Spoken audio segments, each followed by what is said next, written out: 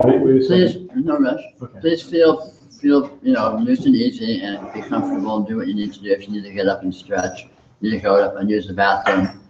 Please do so. Yeah, we're live now. So. We'll take lots of breaks, so it shouldn't be too taxing on your bodies.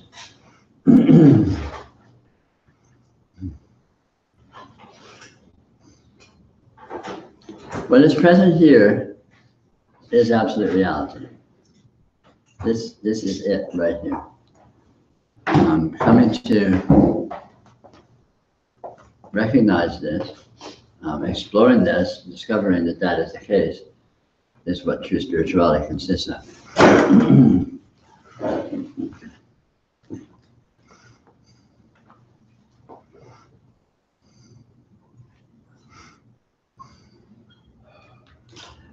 It's very paradoxical because, of course, you have never known anything whatsoever other than absolute reality. That's the only thing that exists to know. But the nature of what it is very strange and very slippery from the perspective of normal human thought, because it is intrinsically unresolvable. And the essence of human thought, human abstraction, is to create definitions of things, to create, this is this, that is that, this is different than that, that is different than this. And the actual nature of what this is that is here does not conform to that kind of a structure. As a result, once one has been indoctrinated into the human perspective, it's very reasonable to try to use that perspective as a vehicle to approach what is here. But it's doomed to failure, because what is here cannot be grasped by abstraction, cannot be grasped by conceptualization. Am I speaking loud enough? Can you all hear me okay?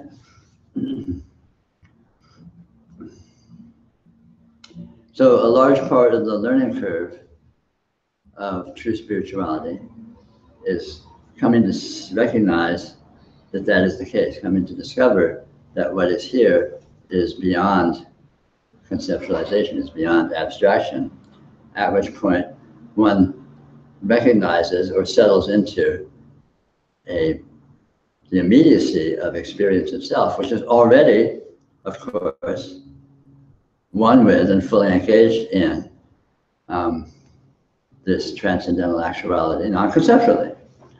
But because of the habitual distraction with interpretation, with analysis, with abstraction, it can be challenging to come to recognize that and come to appreciate the value of it.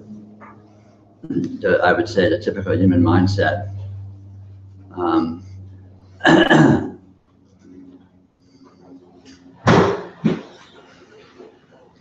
tends to downplay the relevance and importance of direct experience. Direct experience is held to be just a given. Well, of course, this is here, but what's happening? The presence, the raw presence of this is just taken as a given. It's taken as a starting point, and then from there, an interpretive framework is erected, which builds an interpretation of what's happening, what the situation is, what entities exist, and the way in which they seem to be functioning, and so on and so forth. So, in a profound sense, true spirituality completely reverses this ordinary bias, and the interpretive frameworks are seen to be completely irrelevant and essentially absurd, whereas this simple fact of presence is discovered and recognized to be supreme.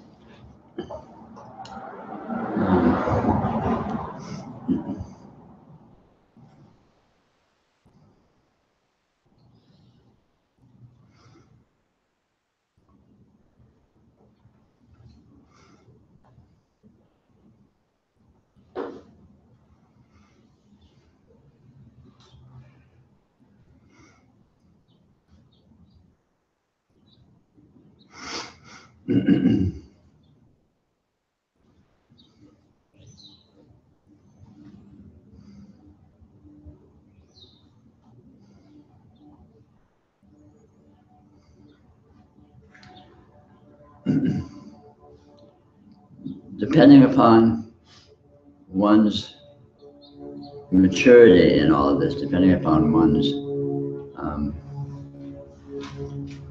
subtlety of orientation to your own being, to your experience,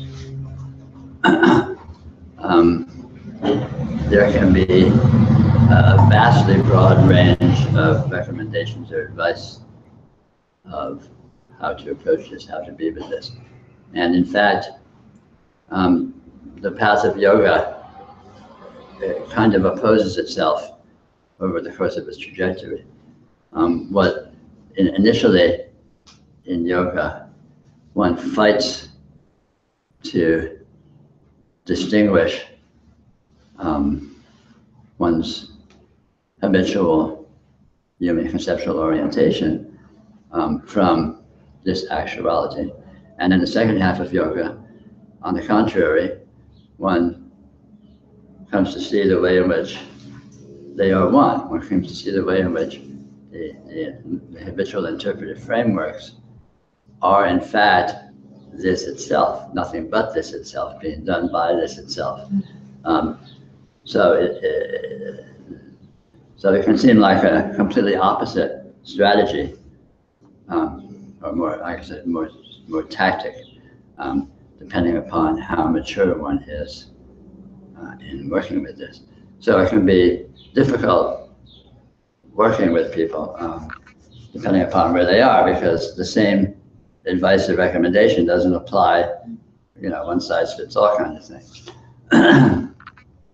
But in general, the immediate presence of this being, this that is right here, right now, is everything, is what all the fuss is about, is the whole lie, is your true being, is all true being. So overall, that is the, you might say, target of all of this. Initially, or anyway across the board, at any point in this, a very good way to be with this is to notice and experience the texture of experience, the texture of this presence, what is here. You will discover that it consists of an infinite range of subtle textualizations, sort of experiential characteristics, inconceivably rich flavors and implications, none of which are important in themselves and none of which go anywhere, but nonetheless all are blatantly obvious. And simply feeling the presence of this richness, feel the texture of it, non-conceptually. Now, this does not mean to try to suppress the mind. The mind will, of course, continue to be active and will continue to generate abstractions. This is what it does, and that's not an issue. But that is a small event in this vast context of the actual presence of the texture of experiential characteristics. So across the board, a good way of being with this is simply feel presence, feel what this is, feel what it is that is here. And approaching it textually will tend to undercut jumping into a conceptual approach, which of course is the knee-jerk human reaction of thinking about it and trying to describe it and trying to get a handle on it.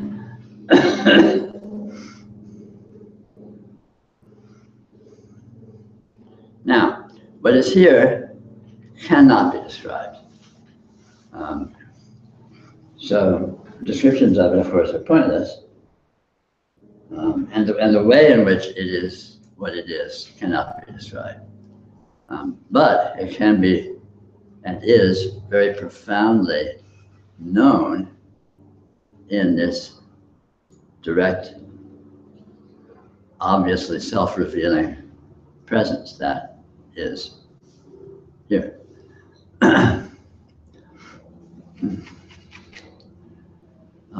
But the way it is and what it is very strange from the perspective of normal human thought. For example, it never departs from itself. It is an infinite, inclusive whole, and yet it is infinitely differentiated within itself, which makes absolutely no sense. But of course, this makes absolutely no sense. And this is not a polarity. It's not like there's infinite differentiations and there's some, inclusive unity of it. It is both of that, always, right here, right now. Which of course is very strange. You can't wrap your head around that, but that's kind of the point. You can't wrap your head around it, so you have to notice this fact as it is for yourself directly. Also, this alone exists. And what this is, to you, is your experiential field. So the only thing that exists in all of reality is your experiential field, which is rather peculiar, because if you really see what that means, see what that implies, there is no world. There are no people. There's not even a you. Your body isn't here. Your body is just an apparition. There's no event. There's no history. There's no cause and effect. Which, of course, is very strange from the point of view of normal human analysis and normal human interpretation. But coming to see for yourself the way that this is so experientially enables you to discover the true nature of this, your true nature, what is here. Of course, none of these things are literally true, because as I said, what is here cannot be described. So these descriptions are, provisionally evocative, at best seductive, an invitation to discover for yourself what is more true than that.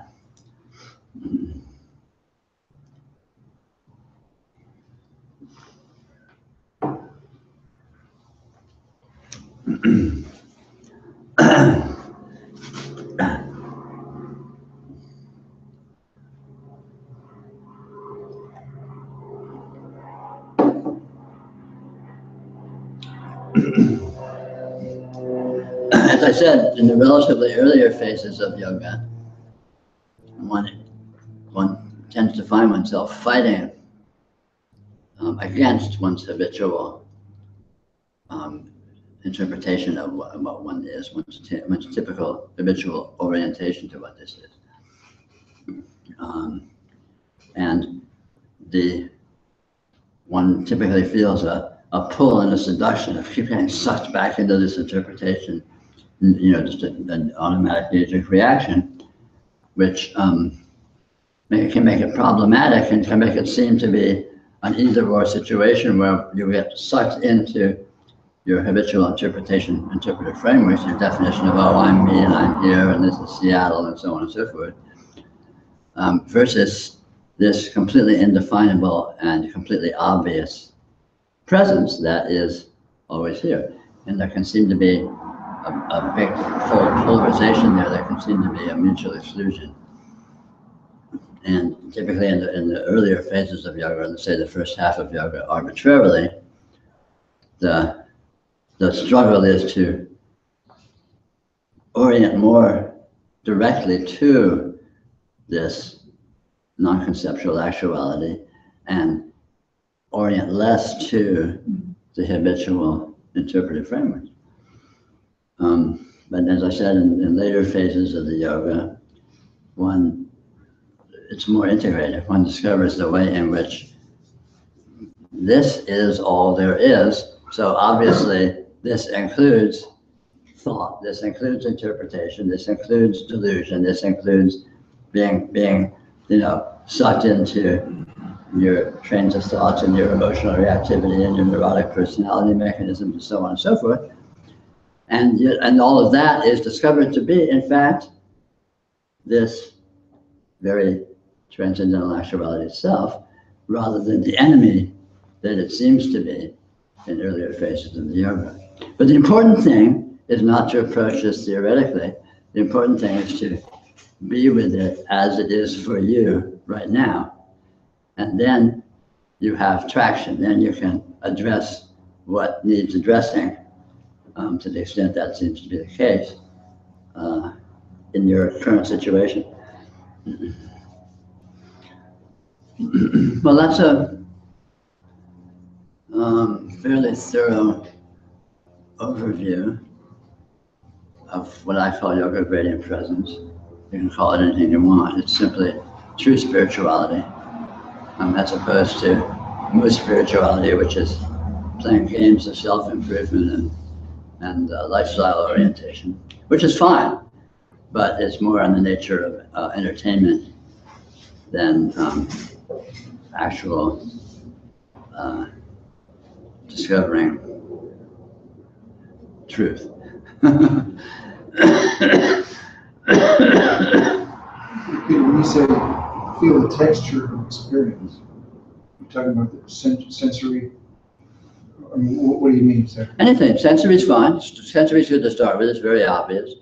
It doesn't really matter. All experience is experience, and anything that appears, of course, is experience. So it's not like, anything but this. In other words, wherever you go, you will find experience, and it will present in its texture. It's subtle because you have to learn for yourself what that refers to. You have to learn for yourself what I mean by texture of experience. And you may disagree with that. You may not like calling it that. It's not actually that. As I said, what's actually here cannot be captured in words. So calling it texture is an absurd approximation. But hopefully it's evocative. It's probably good to work with sensory experience, or what seems to be sensory experience at first, just because it's so blatantly obvious. Go to the most dominant, obvious fact of experience. For most people, that might be your visual field, or I don't know what, depends on yourself, and just feel what it is. So instead of looking at what you're looking at, say, what is the presence of vision? What is this that is present? And ask that question by feeling the texture of what it is. What is light?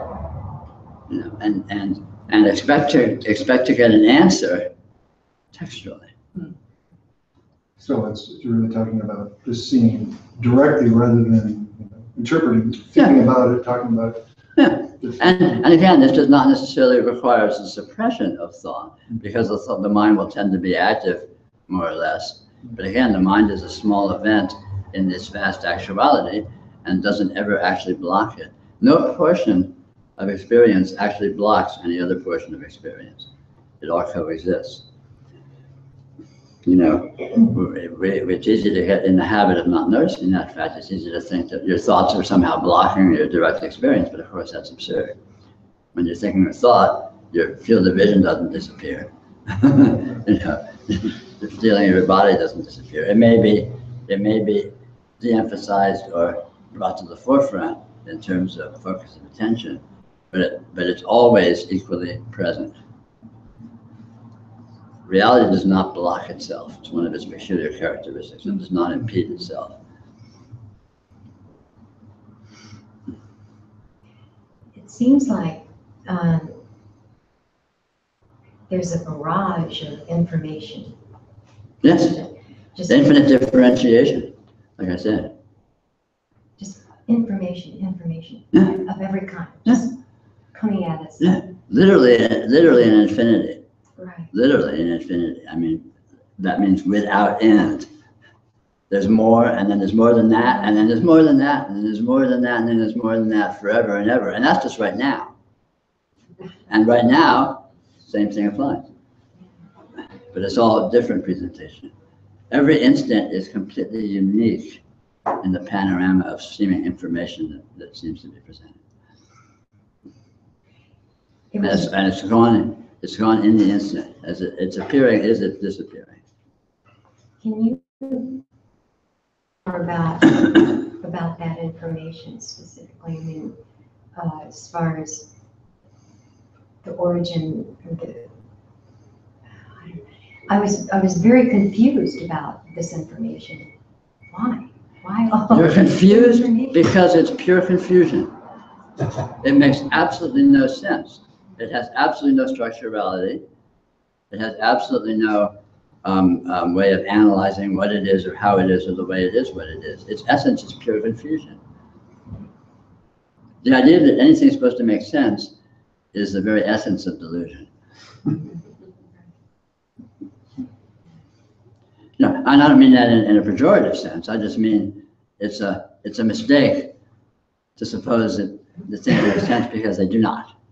Nothing makes any sense whatsoever. You can never figure anything out, and getting that to any degree is delightful because then you relax and you stop trying, and yet nothing goes away.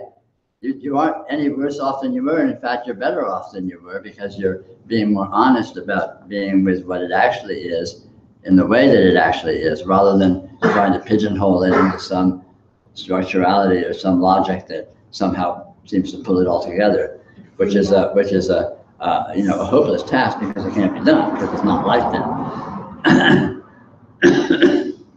Yeah, there's a certain amount of relaxation when you realize you don't have to interpret all that. Yes. Yeah. The essence of achievement in yoga is relaxation. Mm. You will experience this, time and again in different degrees in the course of yoga. Sort of what a relief. Thank God I don't need to worry about that. Thank God that doesn't matter. And when you get to the point that absolutely nothing matters, that you can call that realization.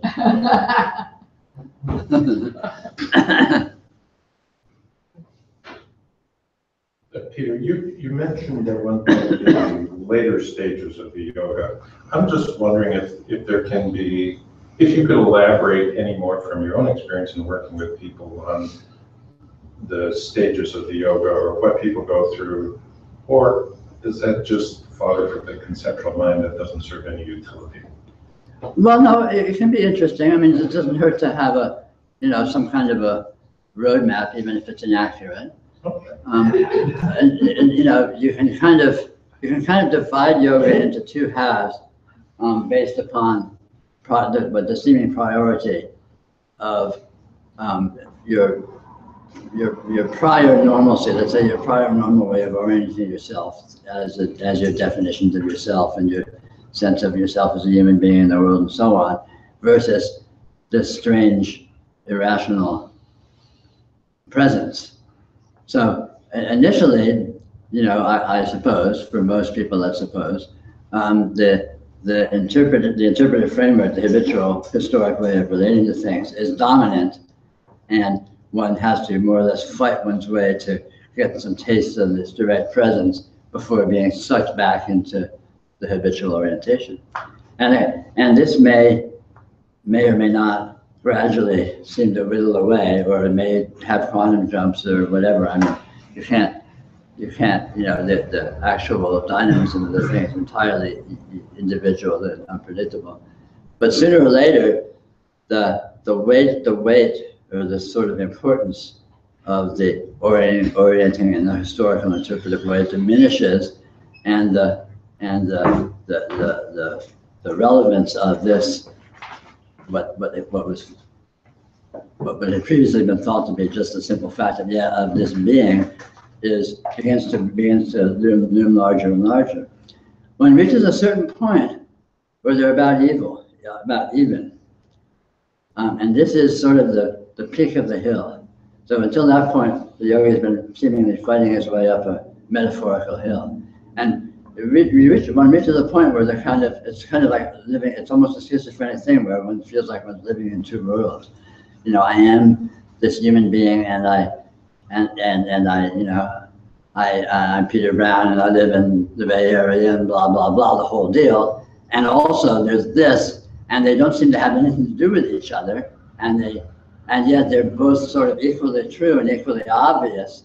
And you know, that portion can be a very confusing time. Yeah, you know, for me, you're saying kind of a schizophrenic living in both worlds, that definitely seems to be true for me. And I go from one to the other and back and forth. And the transition is often not gradual. It's often just like, sudden, you know, it's like. Yeah, that's typical, actually. In one and then in the other. And it's, you know, I mean, it's humorous, actually. But, so, anyway. But, so eventually, so that's sort of the first half, and so this is sort of, I mean, very loosely speaking in this fairy tale. This loosely speaking, when it gets to a point where they seem to be kind of equal, one doesn't outweigh the other in terms of its importance or its urgency or its seductive power or what have you. But then gradually, the situation reverses itself from the initial situation where the presence of actuality looms larger and larger and more relevant, and then habitual orientation becomes more and more ghostly and becomes less and less relevant. And at that point, when one has the experiential momentum, you might say, of true experience, of naked experience, as an integrated fact for themselves, at that point, one can sort of turn one's attention on the habitual interpretive framework and look and see what it is and study it. Before this point, that can be difficult to do because one tends to just sort of get sucked back into it, and you can't really study it from outside. You can't study it impartially. And of course, what one finds eventually in the second half of yoga, so the second half of yoga is a period of integration. The first half of yoga is a period of what's the word? Discrimination. And the second half of yoga is typically a period of integration, where one discovers that all of these things that one has discriminated and become expert in their different natures in the first half of yoga, one discovers that, in fact, of course, they're the same thing, and they actually work in the same way, even though that's mind-boggling because they seem so radically different. And one discovers that even all of this interpretation, all of this identification, all of the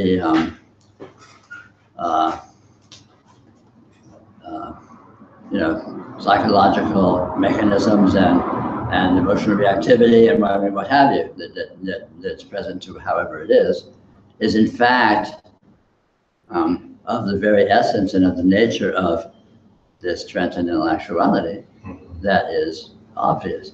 And so eventually the interpretive framework dissolves as anything in any sense other than reality itself. It doesn't disappear, but it is seen to not be a separate condition that it may have seemed to be in earlier stages of the yoga.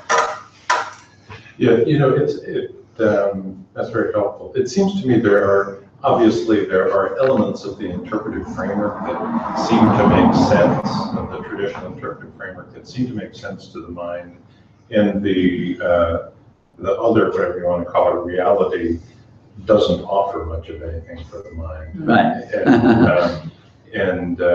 But it does seem like it does offer other things, not for the mind, but it does seem, I mean, there's a sense of reality that's there. It just feels very real. Absolutely. You don't know how, but it feels very real. And then often, or usually, there's also just a deep sense of peace and gratitude that goes with that. Yes, absolutely. And as kind of byproducts, I guess. Yes. But nothing for the mind. Yeah, an important factor in all this, which we haven't really touched on today, and which starts to kick in more strongly right around the midpoint, again, loosely speaking, is the discovery of the inherent intelligence, which is what is here is actually pure intelligence. It's not just an inert fact of being. It is inconceivably pure intelligence, but it's not an intelligence that is recognizable as such from a human perspective, because it doesn't follow It doesn't use abstraction, and it doesn't follow logical mechanism. It doesn't follow argument. It doesn't follow analysis. It is, in fact, the intelligence which is doing all this. And it's, in fact, the intelligence which is doing the other kind of intelligence that humans do recognize. But it's the true intelligence, and it's what you are and always have been. But again, it's not recognized because it seems transparent, and it doesn't seem like anything. But when one's sensitivity has been developed enough through the course of yoga, round around the middle, whatever, to speak very, very loosely. One begins to notice and recognize this, and at that point, one begins to engage it, one begins to participate in the inherent intelligence, which is vastly more functional and more intelligent than the personalized intelligence, the intelligence of thought, the intelligence of analysis. And that discovery is absolutely delightful, and it's a real revelation, because the potency of the inherent intelligence is staggering, but again, it's not recognizable until it's recognized. So this phase 1 and phase 2 you talk about. It's very loosely. It's not necessarily literally like that. Yeah. Is that also reality, or yes, am I doing that as separate individual? No, there is no separate individual. Reality is it's just happening. Yeah. And, it's just happening, yeah. but don't let that stop you from doing it. Yeah. In other words, there's no dichotomy. It's not like the separate individual versus reality. The separate individual can seem to be a separate individual, it can seem to be very concrete, but that's not actually separate. The notion that it's separate is a misinterpretation. And during the course of this kind of experimentation, one discovers that that's a misinterpretation. But you don't need to pretend it doesn't seem that way. If it seems that way to you, then great. Okay, if you seem to be a separate person, great, you're a separate person. But then you can avail yourself of acting, of making choices, what have you, that never seems to be the case, from that perspective, for your benefit. Even if what you're doing isn't actually that. But if it seems like that to you at the time, that's what you work with.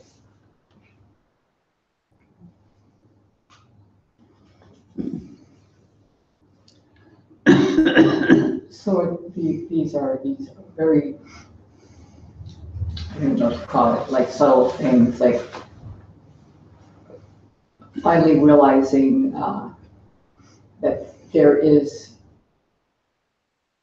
nobody deciding to get out of bed. I mean, right. To have the actual experience of the leg going over the side of the bed and recognizing that the leg got there first or something like that. Sure. I mean, it's just helpful for me to have these little specifics. Sure. Because they're so taken for granted. Yeah. And this is very valuable. Notice the flow of events and the way things happen, and notice how, it's not really under control in the way that you may be used to thinking it is.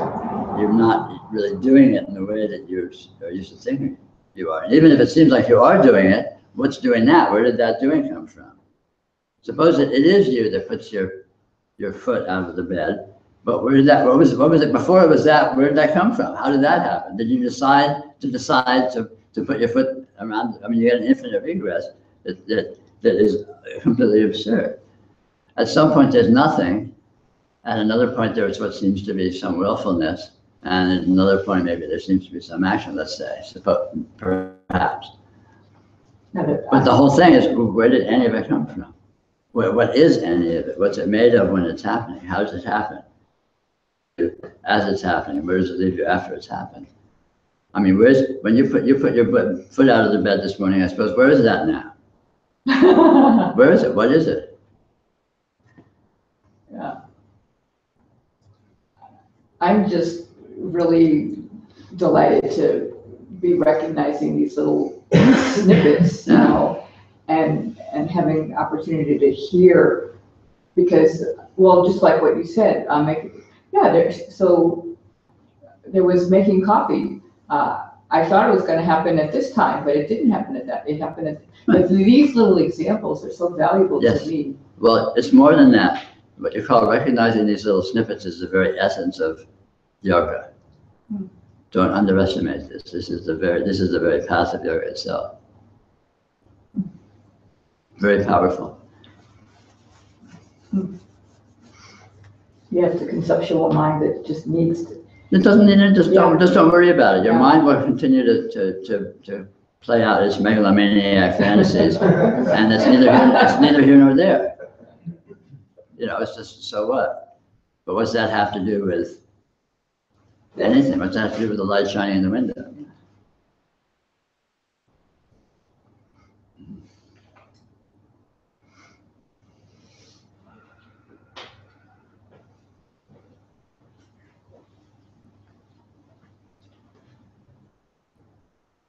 So there's this big picture window, looking at this big array of, you know, big trees, green. There was just looking out, and what was recognized, well, that was an after the fact, but what I'm noticing or realizing is that it seems like there's just bear with me, like there's a film, like there's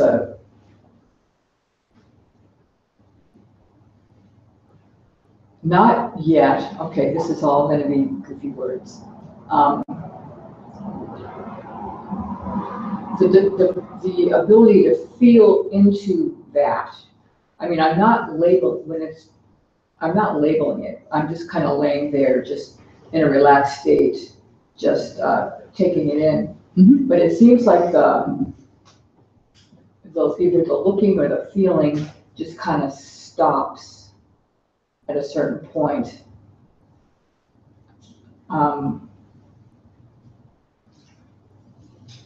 So they're having that ability for a deeper feeling of that. I don't What know. about having an ability of a deeper feeling? Well, I don't know if it's the mind just makes that stop. Don't worry about it. Things can seem to be different ways, and don't struggle with them. It's not important. When you have a flash of insight, that's wonderful. And when you don't sweat it. And if you find yourself grappling with something and don't make any headway, don't worry about it. Yeah. It doesn't matter. It's not like you need to penetrate things. There's nothing you need to solve here. There's nothing you need to do. And it can seem like anything. So if experience seems to be a certain way, that has absolutely no implication. Your experience may seem to be stuck and small and little and blocked and with sharp edges and all that. It absolutely means nothing. It's just a seeming. It's not actually like that. But you might not recognize that until you have a flash of insight and recognize it. And that's okay too. So this deeper feeling into, I mean, that may unfold as it unfolds. Eventually, you know what you are. You know what this is. And whether you would put it in terms of this, deeper feeling or shallower or it stops at a certain point. In terms of those terms, you may not consider those terms even relevant one way or the other when you see what this is. But you don't need to worry about that because that's getting ahead of yourself. The main thing is to be on the ride you're on, be where you are, and be with it the way it is. And if you're having any degrees of flashes of insight or revelation, that's excellent yoga. And don't worry about it. Don't sweat it. Don't be. You don't need to push yourself to feel goal-oriented or driven or like you need to solve things. On the other hand, if that shows up, that's okay too. It just doesn't matter. It doesn't matter what seems to happen. Here's a blanket statement. Anything that happens doesn't matter in the least, in the most powerful sense. Doesn't matter what things look like, doesn't matter what seems to be happening or not happening. It really does not matter. Now, mind you, that may or may not be apparent, but in fact, it's true. And ultimately, you will discover that that's true. But in the meantime, you can console yourself with the aspiration or the thought that in fact, it's been said that it is like that, and maybe it is.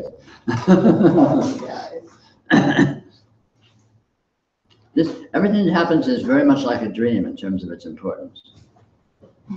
It's a show of implication, of infinite implication that never comes together into coalescence, never arrives at a goal, and has absolutely no causal effect whatsoever.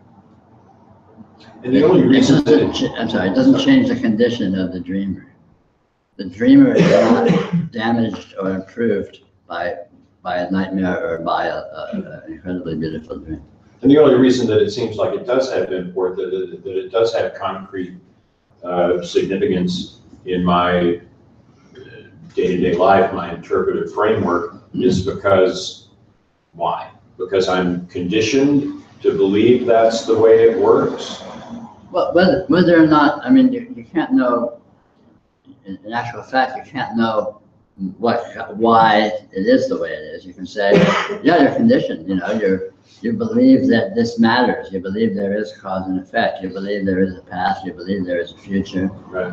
And you have dire visions of what could happen. So there's a code standing over you. Not fuck up. Get it right, or the shit's gonna hit the fan. You're talking my talk. Well, it's human talk. We all know this. But it's not actually like that. And again, the yoga is the way to discover that it's not actually like that. Which gradually, it doesn't necessarily stop all of that, but it makes it less and less relevant, less and less urgent, and becomes more and more closely in your experience. Yeah, I was going to ask you about that, and how that relates to the element of practice of this yoga. Because sitting in this, I seem to get it now, that this is my interpretive framework and that nothing has any meaning and that kind of thing. But and I seem to ask you a variation of the same freaking question every time I sit in the same room with you, which is, what's a good practice around all of this? The basic practice is to trip on experience. And what that looks like in your case is whatever that means to you. So find something that's amazing in your experience that you just have. It's just just amazing, like a sunset, or a flower, or a sound, or a taste, or anything that just like you look at it and you go, wow. Find anything that has any wow factor. Don't cling to it. Don't orient to it. Just drink it when just drink it when you have it. It's like, oh wow, and bang, that's it. Fine, you let go of it. Go about your business, and sooner or later there'll be something that shows up with a little wow factor, and you drink it. Let it go, and go about your business. That's what the path of yoga looks like. That's what the practice of yoga looks like. And gradually, this drinking these wows, it will have a cumulative, stimulative effect that will first of all increase your sensitivity. It will increase your curiosity and your hunger for this. It will seduce you into it, and it will reveal things that you can't conceive of. What it gets you, where it puts you, you can't imagine, so there's no point trying. But the trick is, these wows are the doorway, so just be with that, look for it, hunt wows. Don't create them, just find them. And don't cling to them. It's not like, oh, I don't have my wow today. It's just like, they come when they're least expected. You'll be walking down the street and you'll look over and you'll see a door painted a certain color, and Happens all the time. Of course, it happens every instant.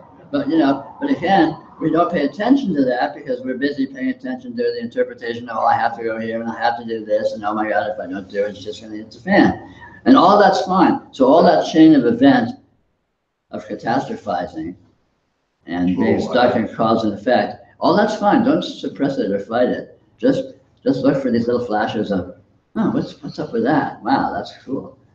But let yourself really drink it. When that happens, just take a moment and go, oh, just a little sigh or just a little, I like that. Yeah, I mean, it's a path of pure hedonism because you're appreciating beauty, you're appreciating luxuriousness, you're appreciating richness, wherever you find it.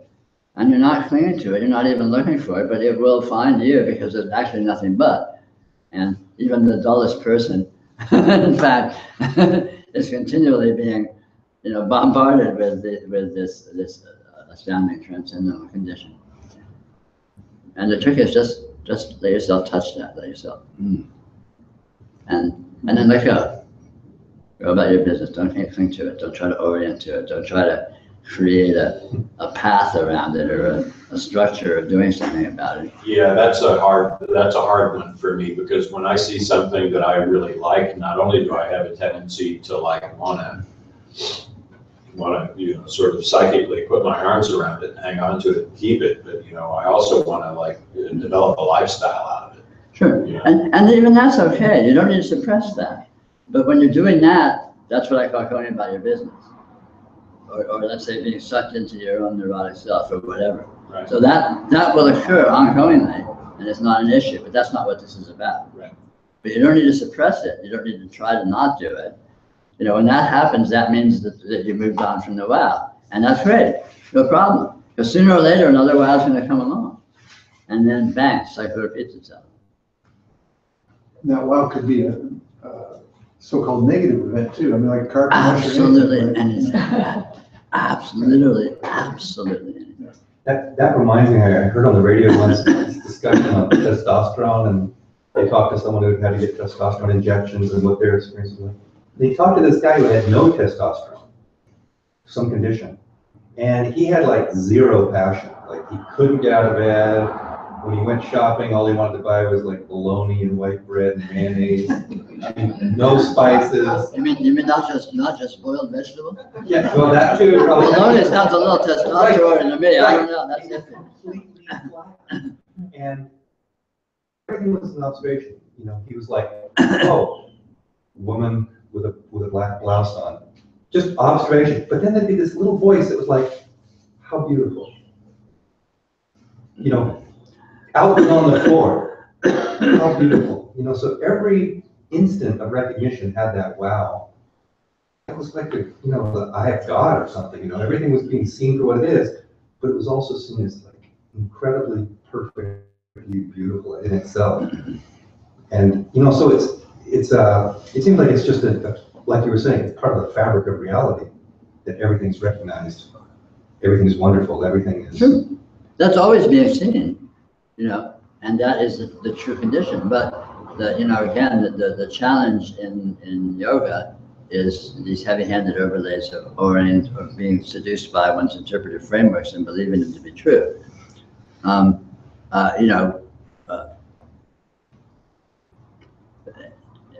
But the fact is that doesn't actually stop the wow. That doesn't stop the beauty. That doesn't stop the openness of actuality. So getting back to that openness is simplified by the fact that you never left it. So it's always here and it's always obvious, blatantly. Even nothing else, the structure of our interpretive frameworks is held together by chewing gum and bathing wax. It's not very coherent. It's got a lot of cracks.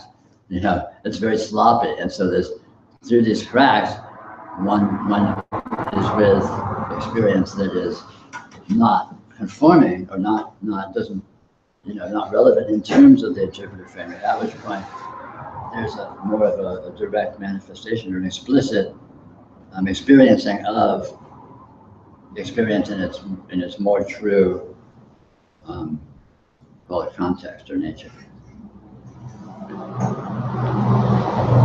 Peter, this example that you gave about the painted doorway, I can't tell you how meaningful that is to me, because the mind, whatever you said, wow factor, or that, there's this image that it's got to be way more than a beautiful effing painted door. And so, again, these examples, because I've just made everything so, out of reach, and that's just so perfect. Yeah, it's the nature of mind to polarize. It diminishes everything, and at the same time has these completely aggrandized projections of what it should be or could be. Yeah, so you're not. So all of this is shit, but somewhere out there is something amazingly spectacular, and which has the effect of cutting that perspective off from recognizing what is actually here. Exactly. Which is actually not shit, and which is actually the greatest thing there could be. But that's not recognized because it doesn't conform to the grandiose projection of, oh, it's got to be this amazing, I don't know what, the mind is actually, it pretends to be specific, but it isn't really. It's all implicated. Somewhere out there, the grass is greener. I don't know if it's grass, and I don't know if it's really greener, but somewhere it's there, and it's going to be really great. That's funny. That's been with me all my life. My father used to say always to me as a kid, oh, you always think the grass is going to be greener. Well, the mind is doing it now, but it's not so much thanks to this, but just having it be, oh yeah, the wow factor is supposed to be way out there. And really, it's just the effing painted door. The wow factor is here. You want to see greener? Want to see greener? That is greener. It is. It's the real thing. The definition of green. I think you just described religion. The idea of this is shit, and in some grand. Religion doesn't have a special position. It's just another artifact of human conceptual structure. Religion, society, anything, all human structures, more or less display this fundamental mechanism. The nature of addiction, chasing peak experience, or how do you want to put it, that relate in that way? Well, chasing peak experience is reality's essential hunger for itself. Chasing peak experience or chasing pleasure is the resonance of this impetus that motivates yoga, the impetus that motivates true spirituality, which is this really is powerfully oriented to be with itself more subtly and more fully, more maturely. And so there's all sorts of behavioral echoes of that,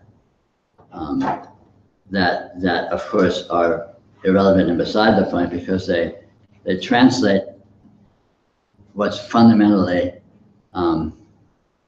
an existential orientation into a circumstantial orientation.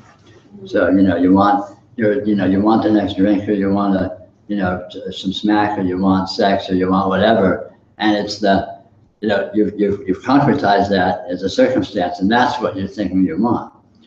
But the basic wanting is the desire. Wanting is the fundamental energy of reality itself. Reality wants itself.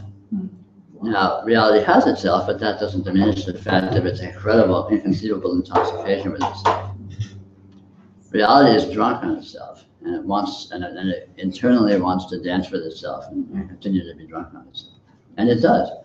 But it does it immaturely, as in spiritual terms, what we call delusion. And as it develops maturity through what might be called spiritual unfoldment, then it is with itself more intimately, more profoundly, explicitly, more intimately, more profoundly, more comprehensively, as this never-ending dance of lust.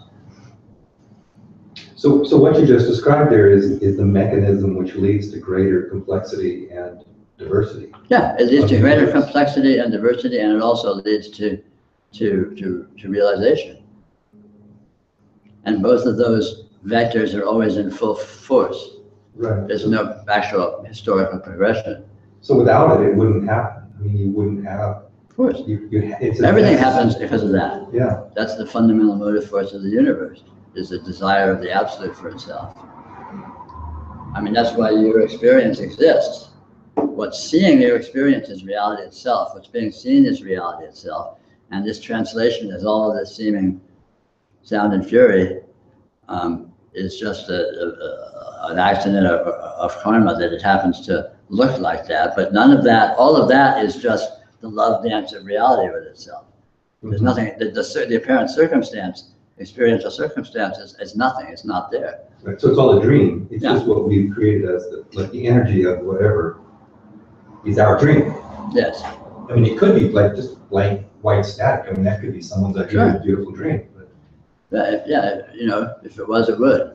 But Because what is doing this is absolutely unstopped. It's unblocked.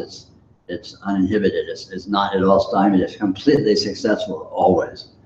It always gets exactly what it wants, and this happens to be what it wants. Go figure. yeah, well, maybe it's because the backdrop behind you, but the image that just came to mind is like, you know, they can photograph the moment of the Big Bang as closely as they possibly can, right? It's a wave of light. It's a sound wave of light with this, and that they can date that back. And so that's what it looks like from a certain perspective. So that's probably what my dream looks like from a certain perspective. Like, Well, that's what this is. yeah, within it, it's all these details and it's all this stuff, but from outside of it, it's just this wall of energy just manifesting. Sure, you can think of it like that. Yeah, and I mean, yeah, it's all just an image. Yeah, no, the analogy holds for sure. I mean, everything is the engagement, the absolutely intimate engagement of reality with itself. And for some strange, you know, in some strange way, this is what that looks like. You know, it's not structural, so no explanation is possible. But that's what this is. There's nothing here but reality itself. And there's nothing acting but reality itself. There's nothing being acted on but reality itself. Right. So it's part of the confusion that we're interacting with others. It's like I'm interacting with you, we're interacting, and so these different, like, wait a minute, how do these different points of view coexist, and who is the creator or who is the projector? All of those are just fantasies, so they're just interpretations. Well, all confusion is big confusion. Any interpretation is as bad as any other interpretation. Unreal. Yeah. It holds things to be different than they actually are. The actuality is the sole presence of your being. Now, if you imagine worlds and beings and interactions and all that, you know, let's say if you interpret this presence as being that, that interpretation is fantasy. Right. It seems to look like that. It's an arguably justifiable interpretation because there is data that could be interpreted that way, but that interpretation happens to be erroneous. Right. Again, the idea of it being a dream makes more sense because it's obviously a dream. It's more like a dream, but it's not even a dream because it itself is beyond interpretation. So as soon as you say it's a noun of your choice or a verb of your choice, that's too much specificity. It's only describable by itself. It's only indicatable by itself.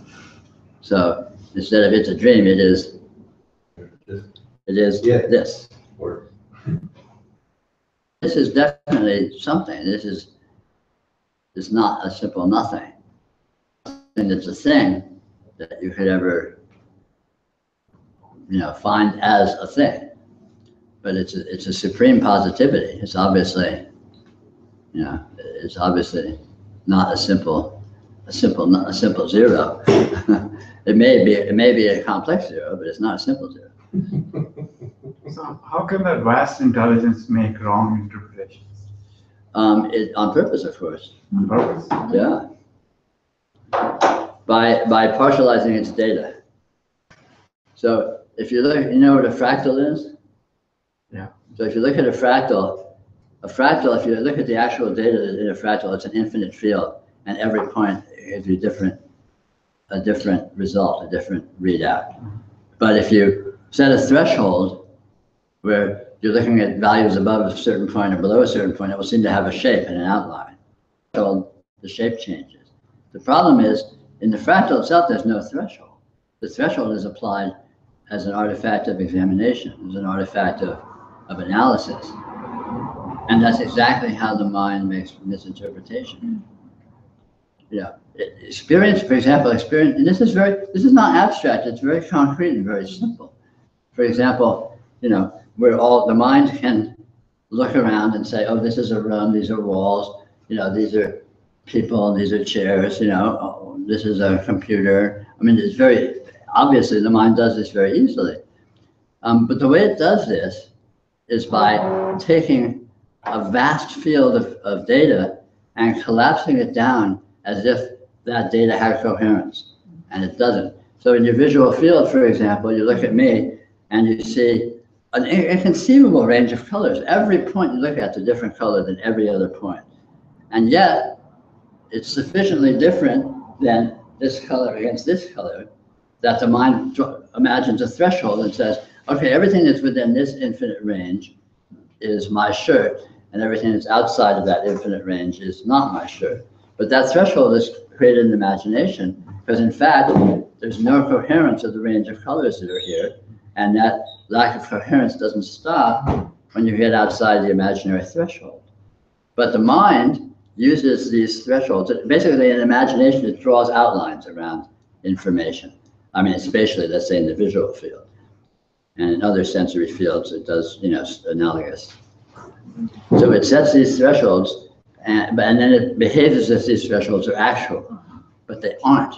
They're artifacts of analysis. They're created as hypotheses. That's very helpful. Thank you. The experiential field is infinitely differentiated. Anywhere you look within, and I'm using language that suggests the visual field, but this applies anywhere you look in the experiential field. Every portion of the experiential field has a different flavor than every other portion. No matter how finely you look, there is no what's the word? Overlap. Not quite. There's no point where you have a point that's like a certain way and there's a point next to it that's the same way. No. Anywhere you look is different than anywhere else you look. No matter how fine you look. And you look closer, it's still the case. You look closer, still the case. Forever. Forever. So there's no commonality. Every point is different than every other point. So the drawing of these imaginary outlines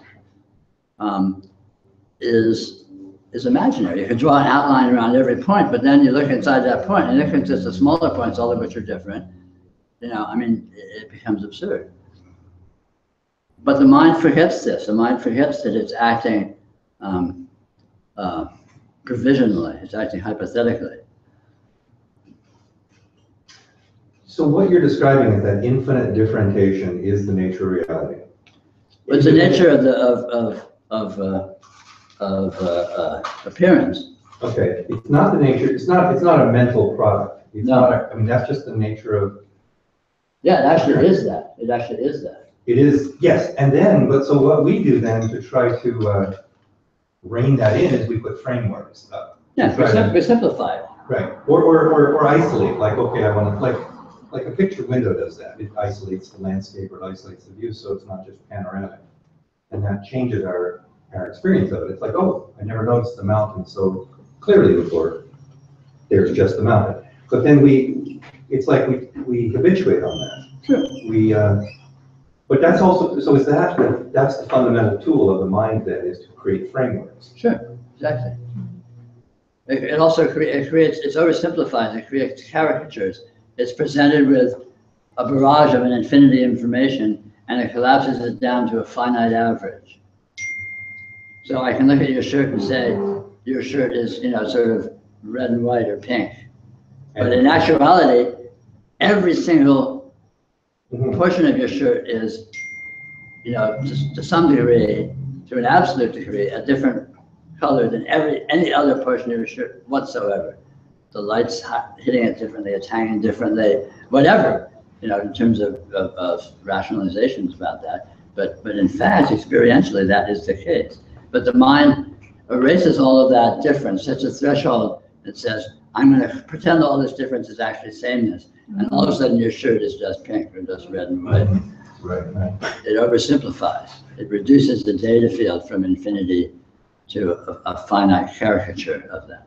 But the finite caricature has no existence except in imagination, because the only thing that's actually here is the actual infinity. Right. It's all just that. Yeah, exactly so. And noticing that is yoga.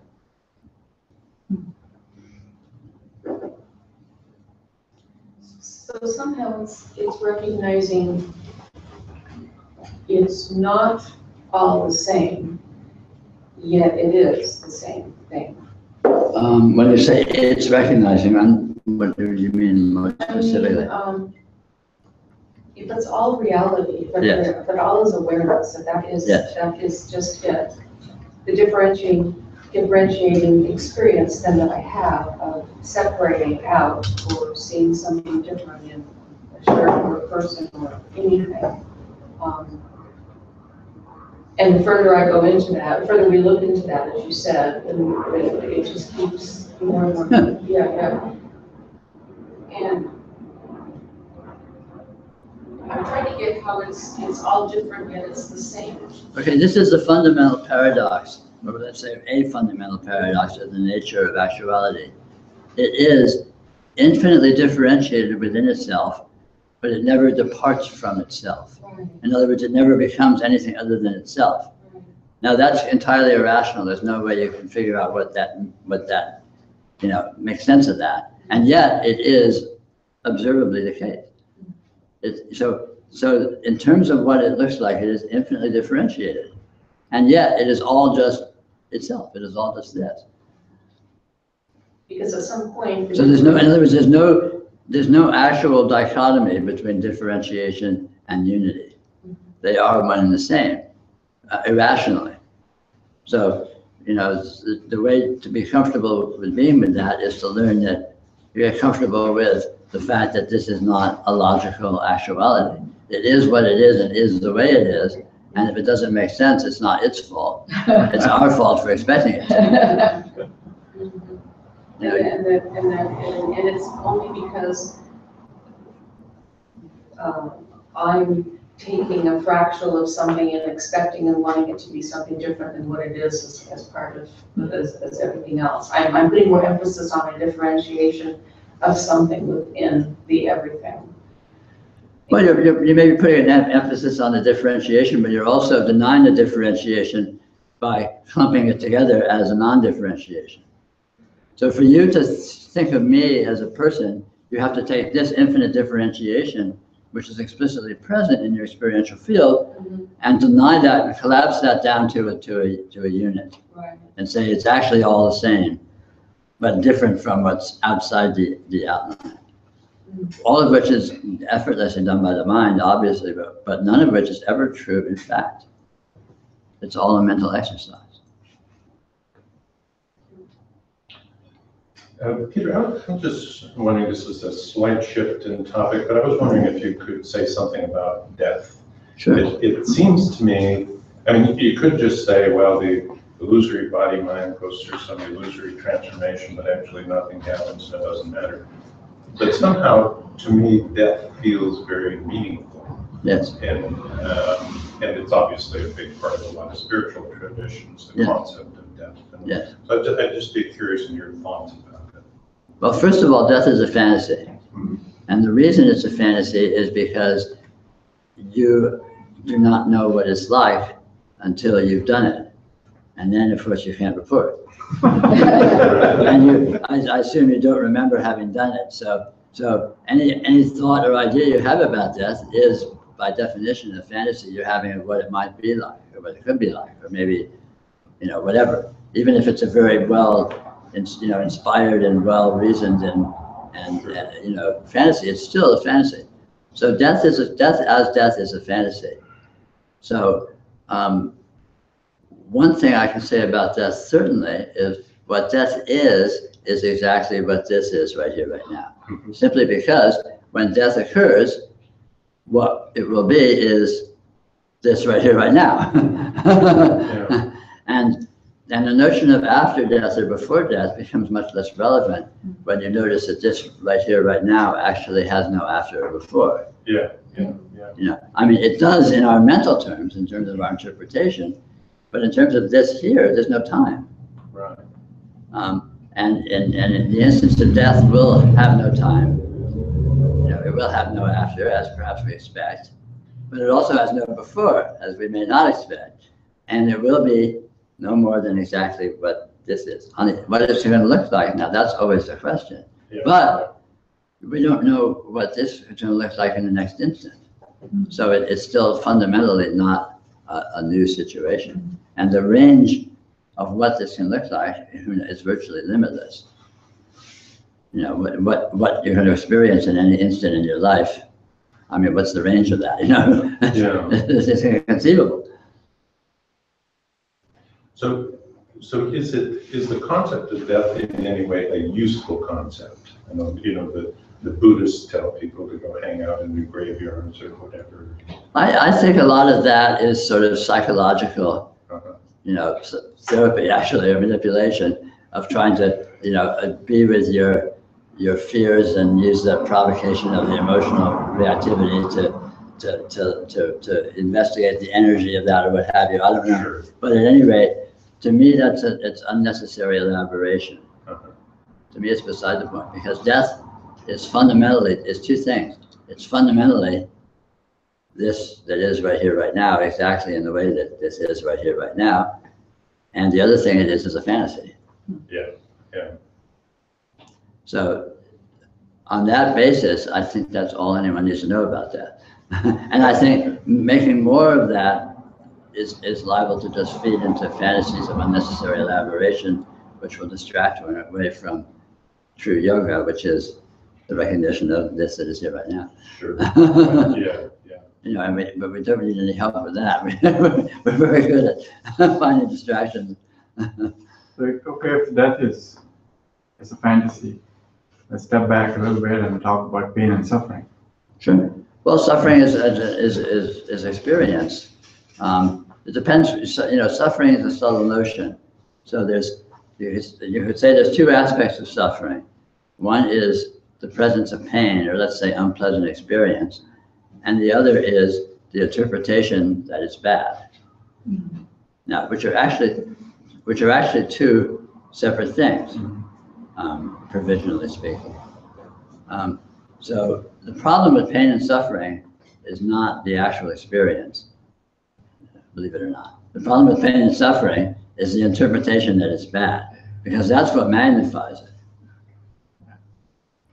I don't know if you have the experience of this. You can be in pain, even a fairly strong pain, and something happens that distracts you, and for a minute, the pain's gone. And then you remember, oh, this hurts so bad, I hate this, I wish it would go away. And then, a bomb goes off outside your window or something else.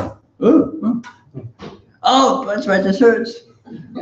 So I mean, there's an enormous mental component to pain and suffering that actually accounts for perhaps the lion's share of what we find unpleasant about it.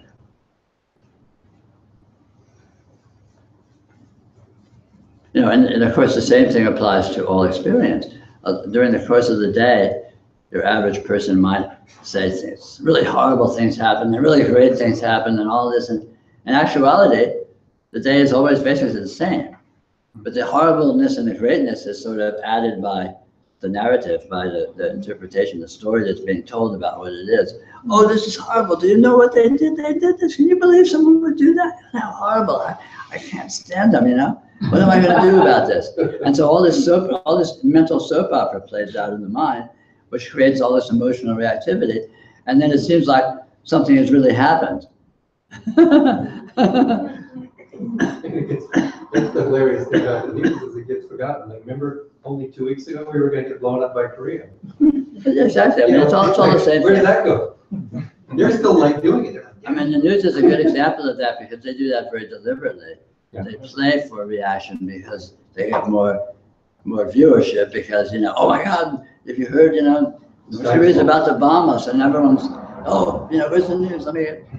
So they're selling ads.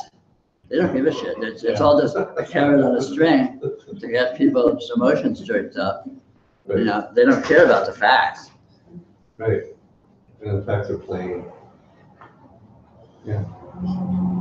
But basically, this is what human normalcy does all the time. We project that we have these lives, that we exist, and we have these lives, and they have so much urgency, and we have great problems, and we hope for solutions, and we're really worried about this, and I mean this whole just elaborate soap opera that exists nowhere else other than in your mind. So as that is seen through, as that begins to fade,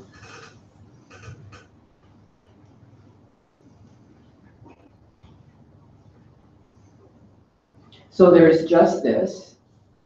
I mean, I'm not talking theoretically, this is kind of my little place. And what's coming to me is that it's not just seeing that this is nothing, It's not nothing. Because a lot of the soap opera, the worries, the thoughts about this isn't good enough, or that's all fading, but it's now being able, see, even my words are bleh. The way to approach it is you started very well. You said, if that's, when you begin to see this, and if that's that, then just stop right there. There's no then. Uh-huh. The then takes care of itself. Yeah, And then maybe it seems to be something, and you talk about that, and where does that leave you? And it stops right there. Yeah. There's no conclusion. There's no conclusions to be reached. There's no answers to be There's a found. really subtle expectation that, okay, so that's faded, and there should be more seeing. I think that's what's going on in the head right now. You have a fantasy of some more seeing. This is the more seeing. Look and see what this is, and look and see that it's not less. You're imposed to expect there to be more seeing. That is a symptom of you thinking that this is less. Yeah. So you're taking a lessness and holding it over this unconsciously. There's no lessness to be found. This is as more as it gets. Your experiential field, no, this is the truth. Your experiential field is infinitely full. Always. It's always infinitely full right now. And there's nothing but right now. So it's always infinitely full. Look and see if that's so. It never gets fuller. It never gets less full. Yeah. Always the same. It always looks different. What seems to be appearing is continually, appearing and disappearing on the level of instantaneousness. But it never amounts to anything. It never accumulates, and it doesn't leave any residue. It's all gone. Yeah. I mean, when you got out of bed this morning, where's that now? Yeah. What is it? How, it's nothing. It's a thought. Yeah. This is the more. This is the absolute. When I say this is the absolute, I don't mean that in some vague metaphorical, poetic terms. I mean that in terms of science, in terms of physics. This is the fucking absolute. This is the reality of reality, and there's nothing beyond it whatsoever. And what this is the presence of what you call your experiential field.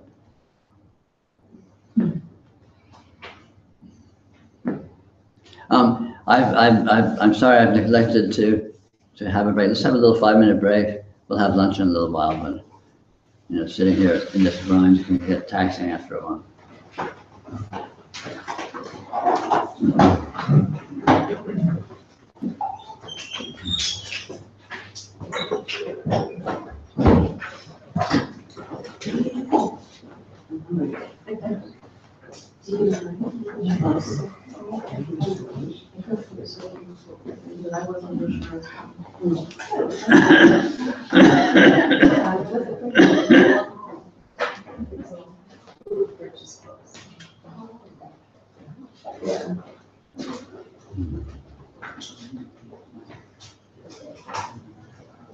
Yes, go ahead.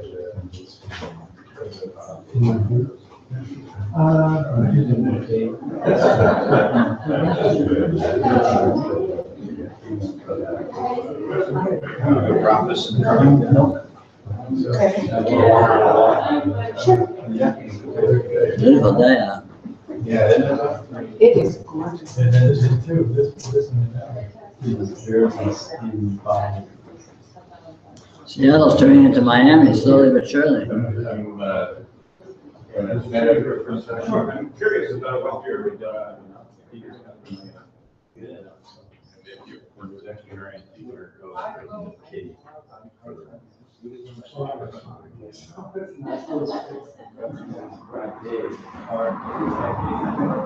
Are you here?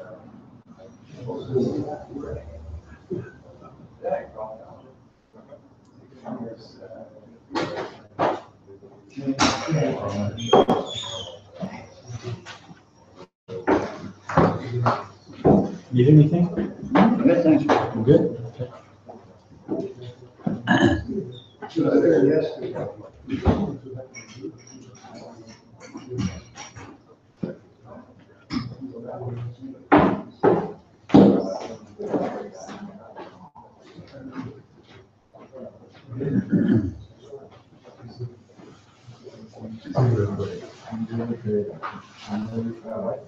Oh, good.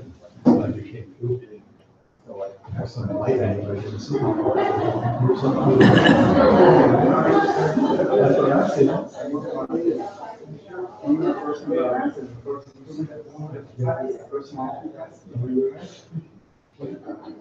That's good. That's really great. Makes it all worthwhile, you know? It really does. Once you start to see it, then you want other people to see it too. It's just sort of natural human feeling. Yeah, he's pretty good. Listen to how he does it either. He doesn't know how he does it. He's just part of you. It's crazy. Right. Yeah.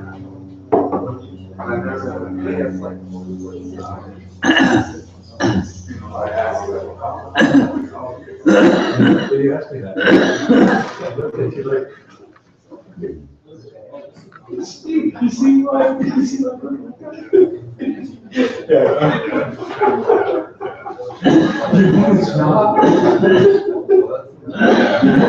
It's really funny, isn't it? It's great. It's a cosmic joke.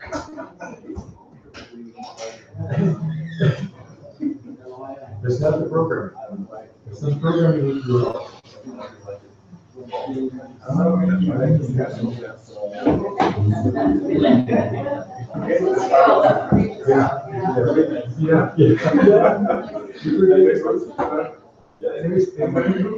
Yeah, then you start looking for it. It's so amazing because now you start to see everybody walking around looking for it.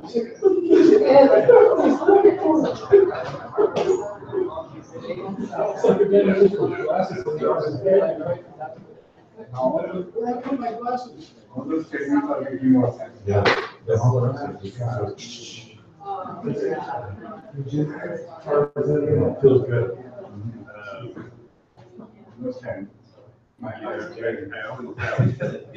Yeah, that's a good sign too.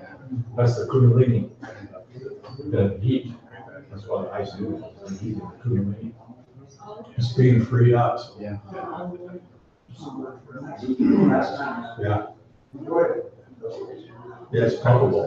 It's palpable. So maybe little. It's not just it's you feel it in your body too. So Peter? Yeah. $200 Yeah, it's $200 a day now. Not After two. I complained, so I lowered it to 150. He said, because it doesn't have Wi-Fi, so I gave you a break. I don't know if we'll come back. I'm probably trying to find something else that's better.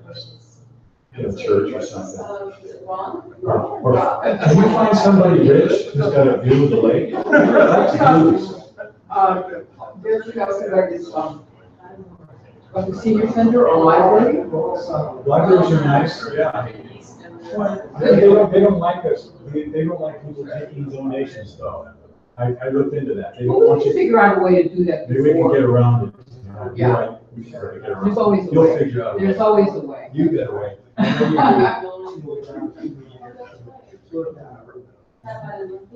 No, this is right. It was supposed to be open to the public, so anybody can keep up. We're supposed to be open to the public. Yes.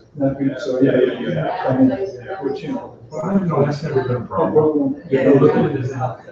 Usually, I think they changed it in May, like a week on Thursdays. Get real instead of Peter. Oh, yeah, then you're ahead. This is Peter.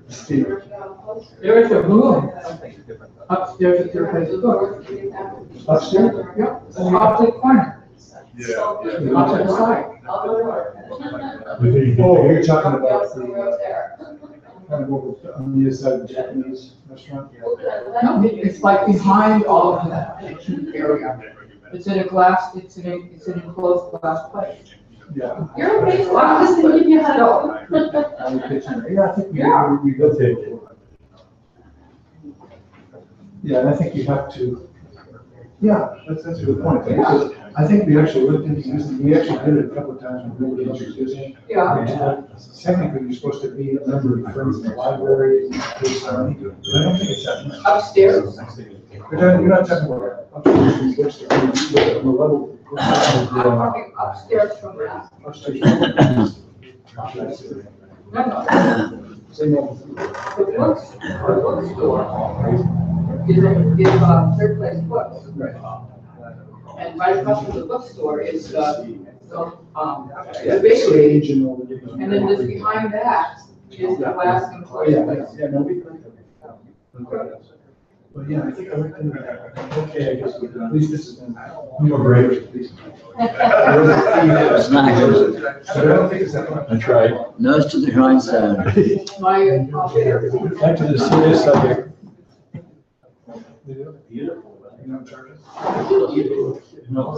Yeah. How are we ever gonna get anywhere if we don't work? That's right. Went after one time. Make something of yourself. Be somebody. Be all you can be.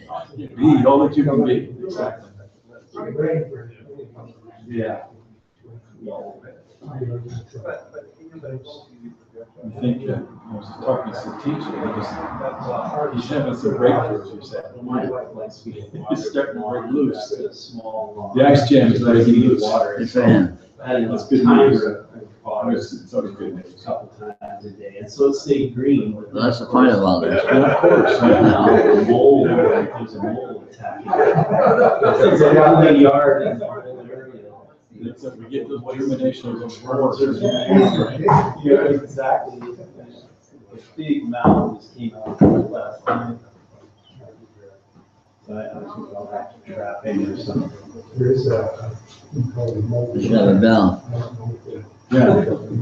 Yeah, we need a bell. Would you like me to call him? Sure, that'd be great, thanks. Kind of a chunk. That's a very important point of view.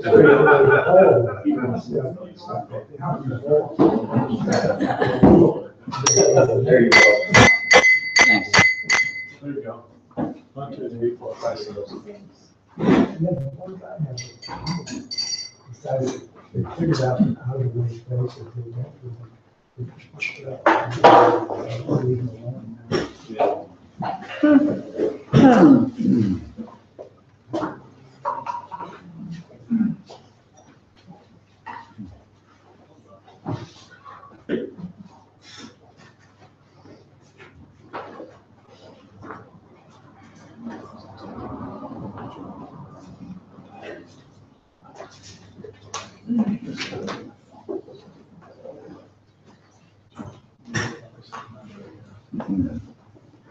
So as you can see, this is all really very simple.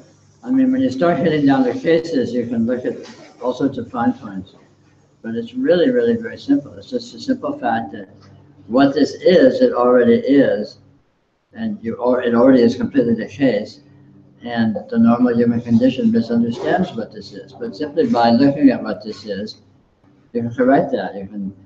Looking at what this is will reveal its very explicit nature, will reveal what it is, which will ultimately correct your misinterpretations of what it is, and you'll be free of those misinterpretations. And it turns out the only spiritual problem that can exist is misinterpreting what this is. There's nothing that you need to achieve or find or get that you don't have. What this is intrinsically happens to be absolute transcendence. And when you discover that that's what you are, then it's rather difficult to put up a convincing argument that you have problems. I'm God, but I've had a lot of problems. It's a hard sell. That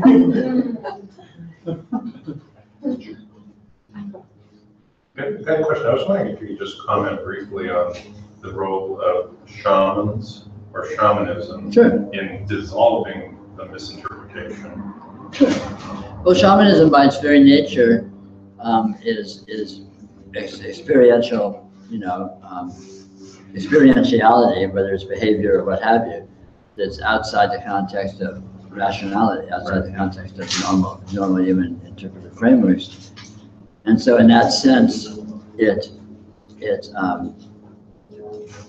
being exposed to that or being involved with any of that to any degree is a display of something that's outside the interpretive frameworks.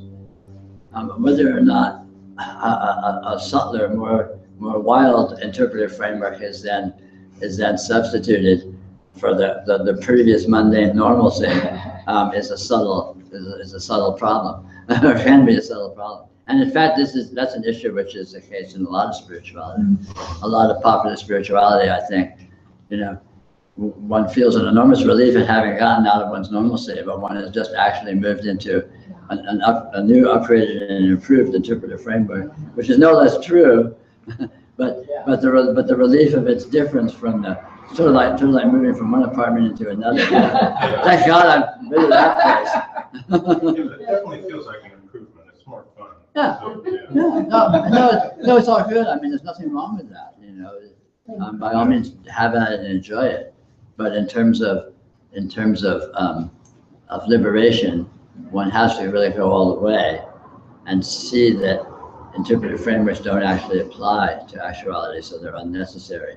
And again, it's a fine point, because it's not a matter of trying to stop or suppress interpretive frameworks. It's just discovering the fact that interpretive frameworks don't actually contain anything. They're like drawings made up in the sky. They may or may not be there, but they don't actually apply to anything. They don't have any implication. But can they be pointers or not? Generally not. Mm-hmm. I mean, I would say there's nothing hard. Everything is a pointer in a sense, but what's a pointer about anything is its actuality rather than its structurality. Because its structurality, in other words, what it pretends to be or what it seems to be, is always going to be an artificial sort of quasi-stability that's imposed on something which isn't actually like that. Is that the same for marijuana or psychedelics? Would you say similar things? Yes. Putting that into shamanism? Yes. I mean, taking intoxicating drugs is basically a shamanic experience, Right. and in fact features large in practical shamanism, I suppose. But isn't that also the wow, looking at? Yeah, absolutely, it's the wow. But the problem is to not try to grab the wow. It's like, it's just kind of like in the 60s, everyone took acid, it was like, this is incredible, things are not the way, we thought they were, there's a whole new world, we're going to change the world. But people thought it was about the drug, instead of seeing that what the drug was showing them is actually true when they're not taking the drug too. And that's where it becomes powerful. If you're just exchanging one interpretive framework for another, more wild and free interpretive framework, you haven't actually gotten anywhere substantial. It's like wow on steroids. And you mentioned like the subtlety is really important. Just noticing the subtlety, the infinite subtlety. Yeah. And it seems like maybe drugs help with that, but also they go the other way too. Well, any experience is a revelation and a trap. It's all down to the artfulness of the yogi, of being able to penetrate it, to penetrate the experiential form into its essence, and not seize on the form. Personally, for me, the drugs were a trap because if you can take something to get something, there's a mechanism there involved, which, there's a instant gratification, which in itself has a trapping.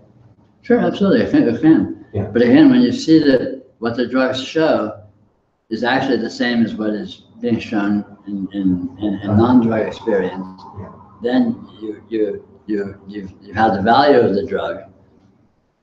If you take LSD and the world breaks down into swirls of colors and flashes of light, right. And then if you're sitting in your normal experience and look around and well, gee, in fact, the world is swirls of color and flashes of light, Right.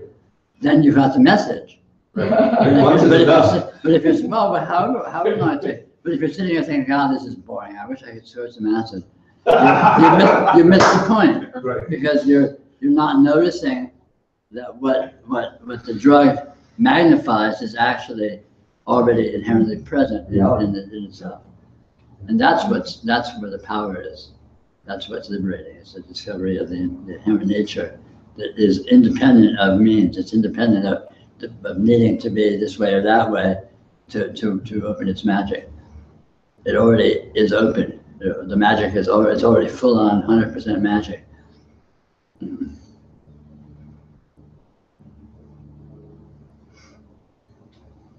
It's very paradoxical. When in being with this and grappling, exploring all this, one is continually, confronted with and immersed in paradox. But that's the very nature of it. It is paradoxical. There is means are useful, but means are useless. Try to make sense of that. Makes no sense. And yet there you go. The yogi learns to rely on himself, or him or herself. And when the yogi relies on himself, the yogi is supreme over all experience, and the yogi uses experience rather than being used by it, or rather than needing it.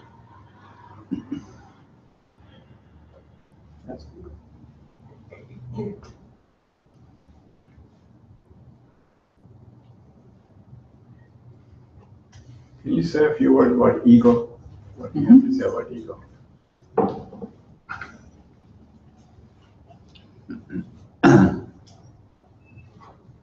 The sense of ego is the implication of what your being looks like from a certain perspective. What your being looks like from a certain perspective. Your being is actual, but ego turns that into an artificial structure, partializes it, and identifies with yourself versus something else, versus others, or versus the environment, or versus whatever. I mean, it becomes a basis for a big game structure. But the ego is true, but it's only valid as the way things look from a certain perspective. It's not absolutely true. It has no objective existence. So it's not particularly important one way or the other. And this applies also to all psychological mechanisms. Spirituality does not depend upon straightening out your psychology. It just doesn't matter, because psychology, again, is a small subsystem in this vast actuality, and that the actuality is not limited by the subsystem. It's like if you look at the solar system, suppose you're in a spacecraft out, a light year above the solar system. You look down at the solar system, and you look down, and there's this little storm on Earth. You got your big telescope, and there's a tiny storm on Earth. It's like So what? In the scale of things, it means nothing. It's there, but it means nothing. And this is what psychology is like. So all our psychology that we typically are so obsessive about and identifying with and grappling with and self-loathing, and I mean the whole deal, all of that is a very small event in a vast actuality. And when you notice that, then you notice how small it is, and it ceases to be so obsessively important and urgent. So you don't really need to resolve your personal issues No. to awaken to reality. No, you're free to. I mean, you're free to explore self-improvement therapies and all of that, and that's great. Have at it. But nothing in terms of spirituality, nothing actually depends upon that. And it doesn't necessarily speed up getting through the stages or whatever. No, but nothing does. Aptitude for yoga is a very curious phenomenon, and it's very unpredictable. A person who is intrinsically a good yoga, you cannot look at them and make a list of characteristics they need to have and say, if you have all these characteristics, you're going to be a good yoga. It's not like that at all. It's very, very unexpected. I frequently have seen people having profound insight who I never would have. I thought they were clueless. I thought they were a rock. And vice versa. I've worked with a lot of people who are, just really bright and intelligent and deep and insightful, and the spark just doesn't catch. Go figure. Same applies for being a good person. All qualities. Any and all qualities. I was thinking of that the other day. The idea that from the perspective of non-duality, a saint and the devil are the same. They're both delusional, and yet we put a lot of value on saintliness or goodness. I mean, because the implication is we're going to be evil if we don't. Well, putting value on anything exists only with an interpretive framework, so it's already imaginary. I mean, defining that there is something to put a value on is already a fantasy, and then subsequently putting a value on it is just adding to the fantasy. So there is no good and evil. So judging someone as existing in the first place, and then judging them as being good and evil according to some, internal moral scale, the entire thing is an exercise in imagination. Is that leaf out on the pavement good or evil? It just is. Good and evil, what? What are good and evil made of? Just found it interesting over this year, going to hear, a certain amount of teachers talk who are showing up in Seattle. And what I'm noticing increasingly is the conversation in the room seems to be about personal psychological problems. And then when I'm hearing them described or discussed, what's behind it is thoughts and beliefs. Yes. And that doesn't seem to be, being addressed. It's kind of like going into, I don't really know how to describe it. It's very important to be very critical and discriminating with your spiritual teachers. Just because someone's supposed to be a spiritual teacher doesn't mean shit. Anyone can sit up here and hang out a shingle and do something. There's no board of certification. So it's always a case of buyer beware and all of that. Anyone can have a good spiel, but the point is are they telling the essential fact or not? Well, and it's interesting because I might see someone once and maybe you'll laugh, but kind of my litmus test is if they're sounding like what you present, it's like, okay. But then when they get They sound like me, they're good. there's trying some, to stroke my ego. I just feel like, oh, knock it off. Yeah, sounds true. But then when it seems like the audience is their audience, and people seem drawn into their problems. And it seems like that's because I've heard these teachers speak about, absolute truth and and I'm recognizing, and yet it just seems like the audience is, you know, talking about their problems and their struggles and their difficulties that have all to do with just what their thoughts and beliefs are. Yeah. A good teacher will steer them away from that. A good teacher will point out the irrelevancy of these things, and that is just a games that one plays with themselves that doesn't go anywhere and is not, it can't be won or it can't be lost. It's all just a distraction. It's fine. Yeah. If that's how you want to spend your time, have at it. That's what most people do. Yeah. Seemingly. Well, this is what I'm seeing. It's just kind of a real eye opener.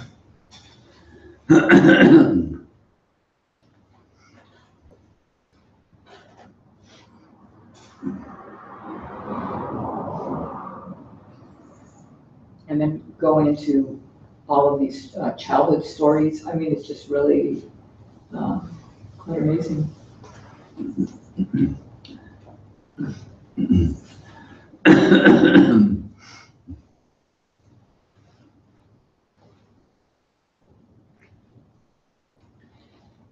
Peter, could you speak a little bit more regarding addiction and that call or that urge Yes. of itself, calling itself? Yes. And because that's my belief, I guess, and my experience is that sometimes that call to remember is strong in sometimes people that don't know how to handle it otherwise than feeding an addiction. It's like the sweetheart message under it is that they want to remember who they are. Yeah. How do you, is there a way of addressing that? Yes. The powerful way to address addiction from the point of view of spirituality is to ignore it. You know, if your life situation is such that it's urgent that you take some kind of remedial steps, you know, join AA or, I mean, depending on what the addiction is, or psychological addictions or what have you, then by all means take remedial steps, but that has nothing to do with spirituality. Addiction is unimportant.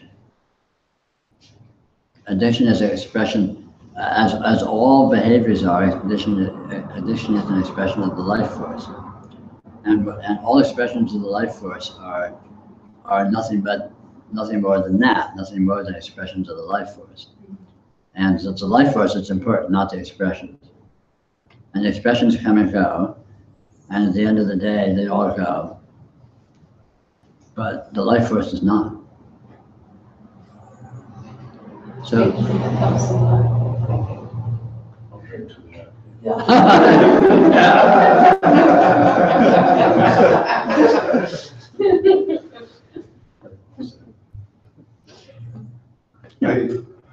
It seems to me I do this conceptual exercise. I guess for me, I do too much thinking, but it seems to me that whenever a question arises and I conceptually say, let me just subtract time of the interpretive framework, and I subtract time out of the framework, the question vanishes, almost all problems vanish, all hope vanishes. It's I don't know, for me it just seems like a really interesting thing to do. Oh yeah, I mean, one of the most powerful yogic steps you can take is notice that there is no space and there is no time. There's only here and there's only now. And you cannot find empirically, actually, anything other than that. And in the face of that, I mean, the implicit logic of a lot of these, you know, analyses and castles in the sky just collapses because it's obviously absurd. Yeah. So, and when you look at the way in which that is so, in the face of the way it seems to be more than that or other than that, again, if you thought you have paradox, you know. But in fact, all you can find is here and all you can find is now. And simply noticing that, I mean, that's really powerful.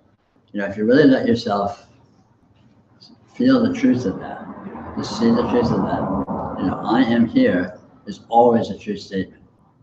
Yeah. And I was here is never a true statement. It may be theoretically, but you can't find a was. if you had find it was, it would be an am, and then it would be I am here. So you would, it's still, that's the true statement. The time thing is clear for me, it seems, in this moment, but the space thing, how is there not? Here, Can you talk about that? all space is here. I see you here Right. in my experiential field. The experiential field is here. And it's one. It's a continuum. It's an infinitely inclusive continuum. You know, I see this, I see that house across the street. Where do I see it here in my experience? You know, if I look up in the sky and see a cloud or a bird flying overhead or see the sun, where's the sun? The sun is here in my experience. That's where it's being seen. How big is the experience? That question cannot be answered. Is it big? Is it small? It's gibberish. It doesn't apply. So space, again, doesn't hold up. You know, space is kind of an example, has to do with a perspective again. You know, and space occurs within experience, not the other way around. When you go to sleep, the space, the waking world seems to present, it vanishes. You start dreaming, a new space presents itself. Where did that space come from? When you wake up, where's the space that you were in the dream go? And all of a sudden you awake and here's the waking space. Where'd that come from? You know, is it really here? Well, it looks like it's here. It's definitely here, but what is it that's here? And obviously that question cannot be answered. But it comes and goes. It's not, you know, you close your eyes and space disappears in a certain sense. You go to sleep and it disappears in another sense. So, you know, so experience is always right here, right now. Space comes and goes as an artifact of experience. Are you saying spaciousness or space or both? Whatever. I mean, you know, it depends on exactly what you mean by those words. But, Okay. but all qualities are abstractions of this. And when you see that, you see that the abstractions cannot actually be found or isolated as such. That feeling of spaciousness that feels so grounded, so. Sure, but the spaciousness you're referring to is not actual spaciousness, it's the nature of this. And you're using the word spaciousness to indicate that. And what you're talking about, space, is something different. I'm talking about space that can be indicated and defined as actually being space. Could that be a shortcoming of experience that it cannot record time or space? It does record it. All recording of time and space occurs within experience. I'm recording time and space right here. Right. So how can we say there is no time? Because it exists in the present. The recording exists in the present. You have the thought and it's of the past. If we rewind this video, you'll think, oh, I'm looking at something that happened 2 hours ago. But in actual fact, you're seeing it now. That's right. Yeah. The rewinding happens now. The seeing happens now. So the notion that it happened 2 hours ago is an abstraction. It's a fantasy. You can't actually find it. It's weird. It's weird, but it's not weird because it's weird. It's weird because of the way it contrasts with our ordinary idea of things, and that's what's weird. The idea of history is weird when no history can be found. Can you talk some about language? Because that seems like it seems like every time, I mean, in thought, I mean, I think in words, but also every time I open my mouth, I just feel like I'm spinning a fantasy automatic. Sure. And that is, Well, you are. I mean, that seems really paradoxical to me. You know, that seems to be very paradoxical. It's because the inherent structure of language is that it depends upon differences. You know, it's not meaningful to talk about something or think about something if that something isn't differentiable from some other something. Right. If there's only one thing, what do you talk about? You know, if there's only one action, what verb do you use? I mean, Well, if there was only one thing and there was only one verb, then the only thing you could possibly say is it is. And in fact, that's all you ever do say. So what's the rest of it? Just recreation? Pretense. Can you talk You some- pretend, so all you're ever saying when you use words is saying it is. Or and it says an adjective in there, the adjective is it. It is. It is it. It is it, if you use an adverb in. So that's actually what language refers to, because there's nothing else for words to refer to. You know, if you use a noun, where do you find the noun that you're pretending to refer to? You find it right here. So you're actually referring to experience. You're pretending the noun exists, the object exists as a separable thing that can somehow exist separable from experience, but of course that's not the case. You know, you go to sleep and just what you're talking about disappears. You start dreaming and there's a new apparition that you can pretend to be talking about. You wake up, it disappears. So pretending there's anything actually there is just that of pretense. On the other hand, there's no problem with that. You just see clearly that that's the case. And then you can use language artfully without needing to be trapped in believing its implications. And that's what my question was, is it just a form of recreation then? Like, No, it is like everything is a form of reality dancing with itself. That's all that's ever, all action, all noun, all substance and all action is reality dancing with itself. I mean, to put it in poetical, metaphorical terms.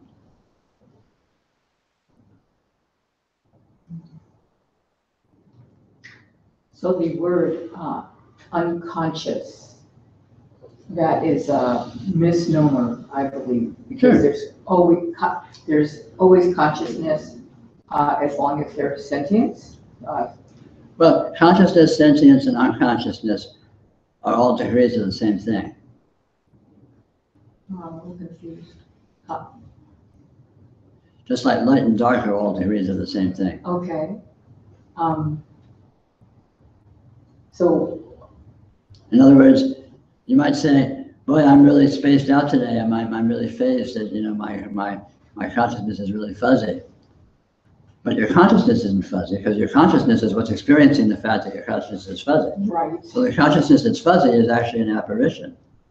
The consciousness that experiences it is always 20/20. So that's a perception if I'm saying it's fuzzy. Everything's perception. Everything specifiable and differentiable is perception. When I say perception, I mean imagination. Yeah. So consciousness simply is as long as there's life. No, consciousness is, period. Life comes from consciousness, not the other way around. You only know you're alive because there's consciousness. Okay, so when this life ends, this consciousness ends. No. No. No, of course not.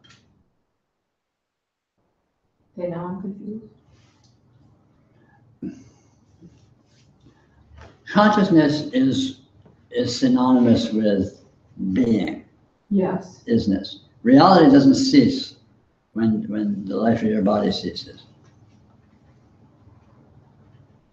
Because reality is not dependent upon your body, the other way around. Your body is an outgrowth within reality. Reality is not an outgrowth of your body.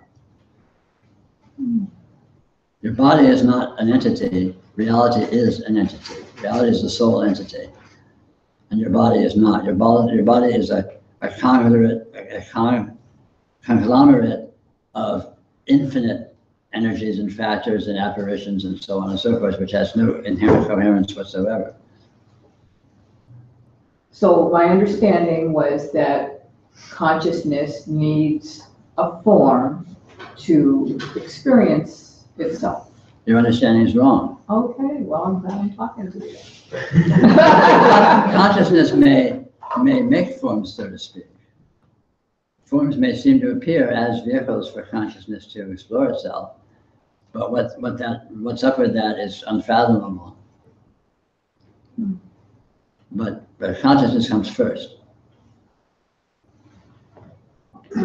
There may be, and again, you know, you have to look at what you mean by consciousness. Yeah. You know, suppose you take a heavy general anesthetic, and all of a sudden you're blown out, you're gone, you're just basically, you're totally under. You're not experiencing your body, you're not experiencing your senses, you're deeper down than sleep or anything. Consciousness is still there. What consciousness really is still there. Your consciousness, the Nancy consciousness and Nancy ego and Nancy psychology and Nancy perception of body and all that may be shut down, but those are all just aspects or subsets, apparitions within the inherent consciousness, the inherent intelligence, which is what this is made of. Which I'm gathering here is all one thing. So this thing. It's the only thing. Yeah, so the thing that I'm kind of separating out. Yeah. That's, you're trying to create a subsystem of the master system. And subsystems, apparent subsystems may come and go, but they're all actually nothing other than the master system. You could say symptoms of the master system. So as they come and go, the master system does not come and go.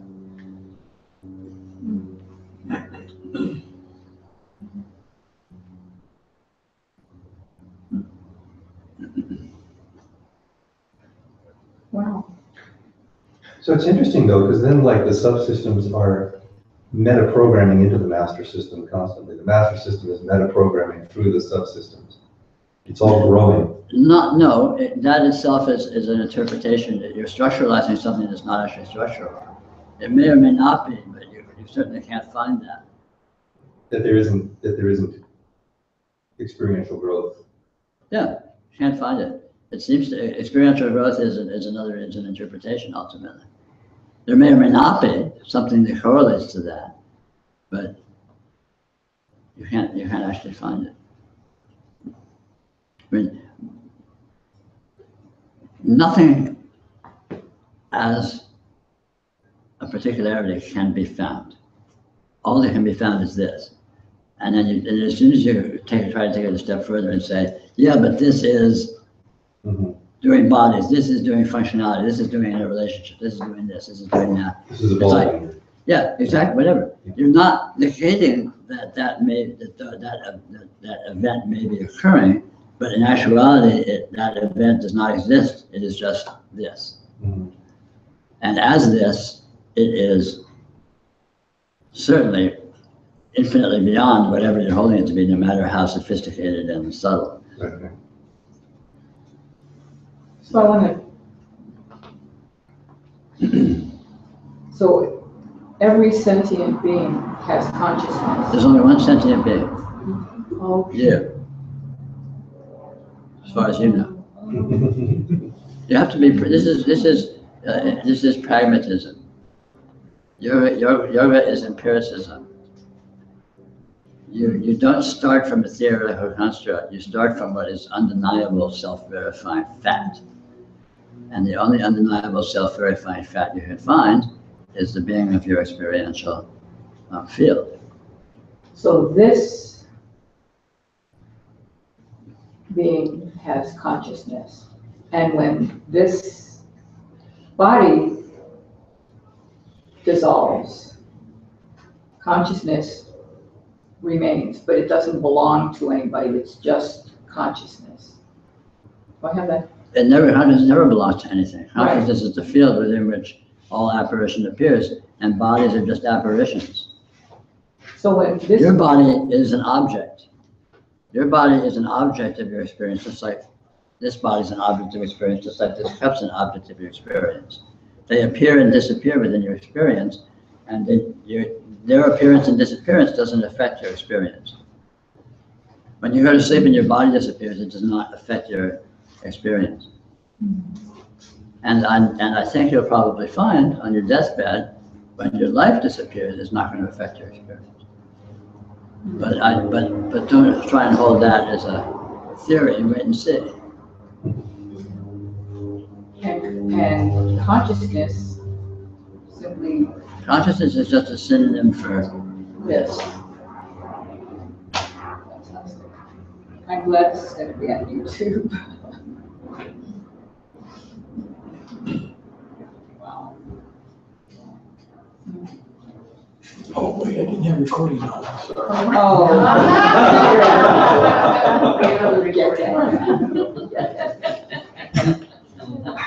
And I guess my question is, the reason that's not a belief system is because we can't deny that consciousness that exists. We can't deny that, I mean, there is consciousness, and there's no explanation for its creation. There's no way to explain it as an epiphenomenon or something, so therefore it has to just exist. Well, there's only one thing that is, and so anything that seems to be is actually that thing. Right. And to the extent there seems to be consciousness, it's actually this. Right, that's what we're calling consciousness. Yeah, you're not saying that consciousness actually exists. Right. But what we call consciousness is based on, obviously, something. Yeah, well, it's ultimately based on interpretation. So there may not be consciousness. This may not actually be experience. You know, there's a very subtle and profound, deeply ingrained belief that this is being experienced. Maybe it's not. Maybe it just is appearing. How? Who knows? No, with no structurality whatsoever. Pure apparition. Mm-hmm.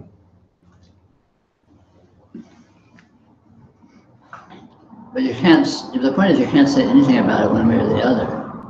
Because what this is, you can't say anything about what this is one way or the other. So as soon as you start talking about is it experience or not, is it consciousness or not, you're stepping off into imagination. Yeah. You're not negating that, and that's fine to do as an amusement or as a interesting, way to pass time. But it's not true. It's not radically true. And there's only one radical truth, and that radical truth obviously includes anything and everything else that is true, if it happens to be true in any sense. So if there is any consciousness, to the extent there is consciousness, it's actually this. That's as strong as you can. That's as far as you can go with it. You can't go any farther. It's impossible. But without just stepping off into fantasy, and you haven't actually gone anywhere, then you're just in the same place you started, just with different language.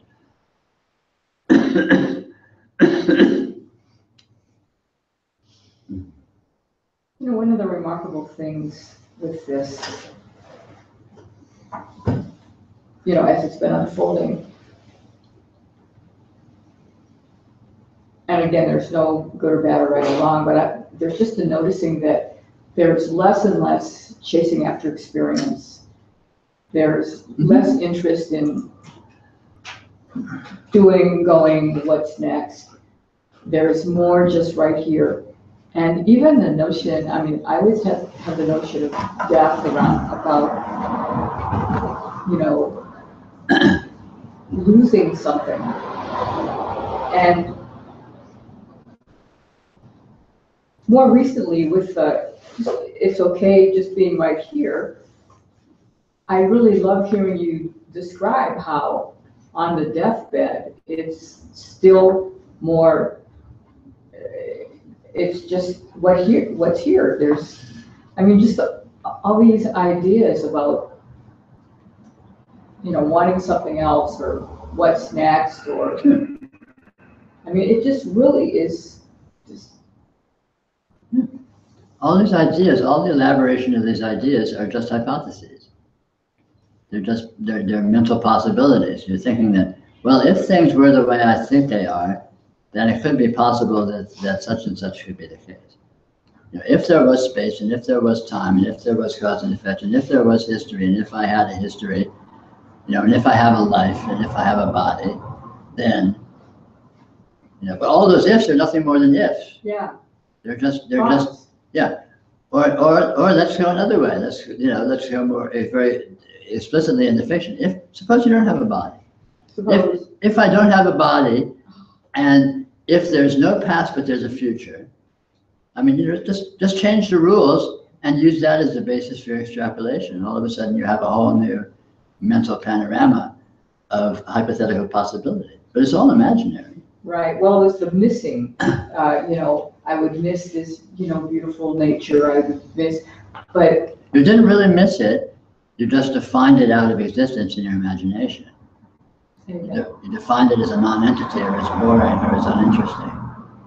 No, if my body was gone, that was what I would used to be concerned about. But I see what you mean. But the nature, what you're calling nature, is just the apparition of a panorama of incoherent experiential qualities. And a panorama of incoherent experiential qualities is always the case. I'm not following. Well, you'll see. Don't worry about it. Well, and that goes to the wife, the child, everything I Yeah. hold dear in my Yeah. story. All of it, yeah. The value is all created by fantasy. And it's not, and this is not to negate So there's that. like this fear of, I'm gonna lose a heartfelt caring, or there's this Sure. fear, that I'm gonna lose something of value that heart, you know what I'm saying? Sure, Yeah. but you do lose every single thing, every instant. Every instant, everything disappears and is recreated in a new way. I mean, where did the woman I married 30 years ago go? 40 years ago now. Where'd she go? Who's this old lady out there? Oh no, it's her. It's nothing to move. It seems so Everything, scary. everything, but it's only scary because of the fantasy of permanence, and Yeah. nothing like that can be found. Yeah. Experience is unique in the instant. You're only experiencing what you're experiencing, exactly what you're experiencing right now, and it's already gone. And that is always the case. So you've never had anything. Everything you think you have may seem to be recreated in a different guise ongoingly, but that's the closest you can come to continuity. There's no such thing in actuality.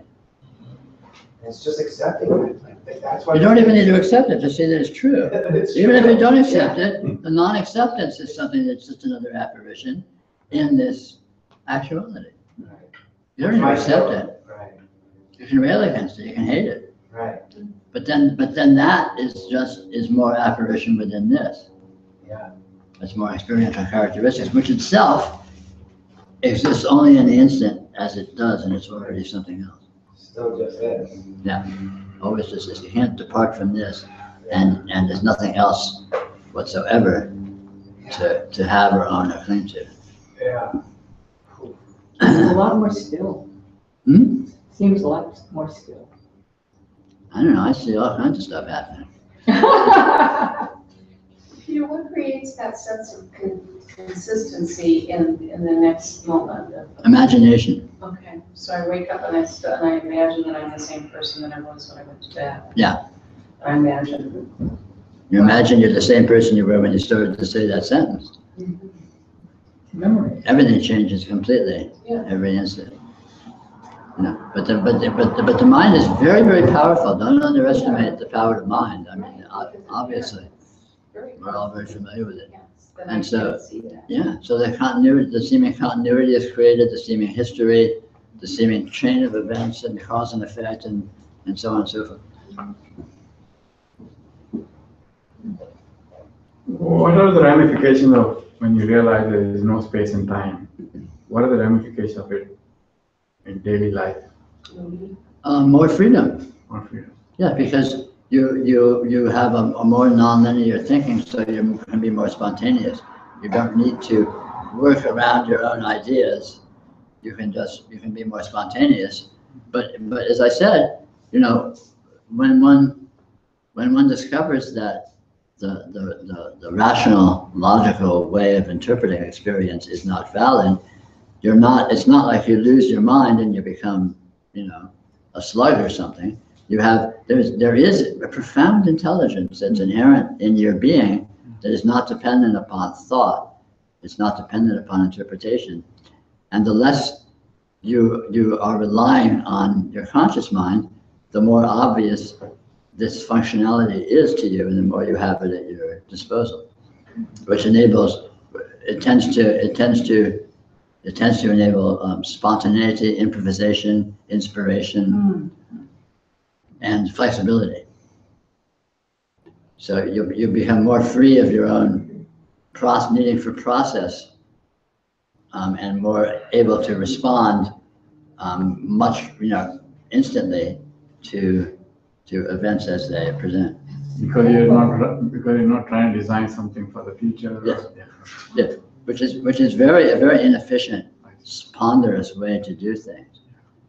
If you don't know what's going to happen, then whatever happens is just a response, without needing to resort to. You don't need to be ready for it. That's amazing. It's for my gambling. Hmm? It's for my gambling, isn't it? Really? If you're planning for a future that. Yeah, sure. You can say that, yeah, sure. I mean, the problem with planning for the future is that you're always wrong. The immediate, specific actuality of your experience will never be what you expect, even in the next second, let alone the next, day or week or year. So it's a complete fantasy, But I told her, I'm designing things for future, Sure. and they come about in the future. Sure. Yeah. But, so you can do that, but what's actually happening is not actually that. Okay. Sure. What is happening? Everything happens as the natural dynamism of this. So there is an event. I mean, you came here, you drove in a car, and you got here, and you came and you sit down, you have some tea maybe, we talk. All of this seems to happen, but it always happens right now. And it always happens in the way that it happens, which is never exactly the way you're expecting it to happen or you're thinking it's happening. And it leads to what it leads to, which is never precisely what you're thinking or expecting. But it's mostly that. Well, yeah, it's true, but again, that's averaging it out. Yeah. That's taking a rough average, whereas mostly that, it itself is not that. Even though it's mostly that, it's actually not that. Almost something is another way of saying it's not that something. Maybe close, but not. Yeah. So say you design something. Good enough, though. Sure, everything, but everything's good enough, and this all works the way it works. But when you design say you design something, the way it comes out is not precisely what you expected. Yeah. Because there's always a process of real-time engagement and real-time improvisation. And even if that seems to happen as a result of process and a result of logic, it actually happens as a result of immediate engagement and inspiration. Yes. Oh, this isn't right, we have to adjust this. Yeah. How do you know that? You just do, it just appears.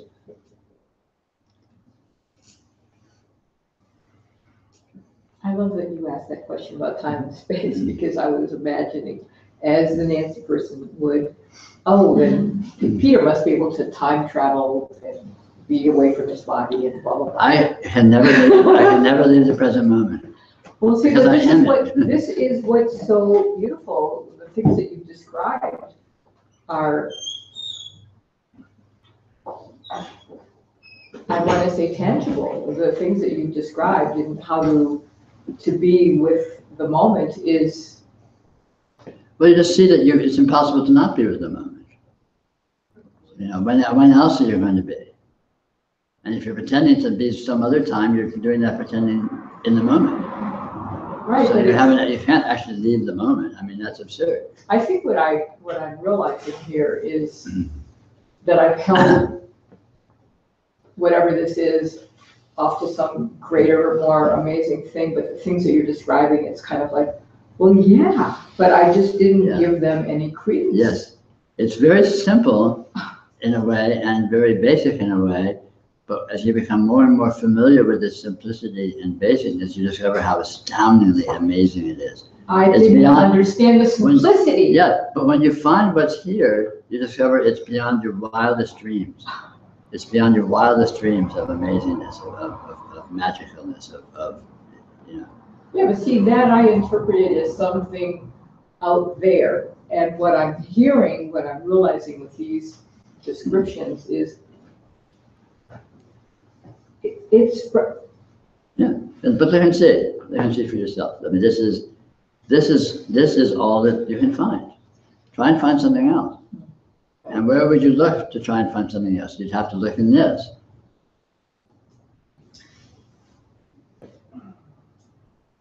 Well, how you were describing the spontaneity and the other words that I didn't write, the flexibility and not having to do mental contortions I mean, that is it.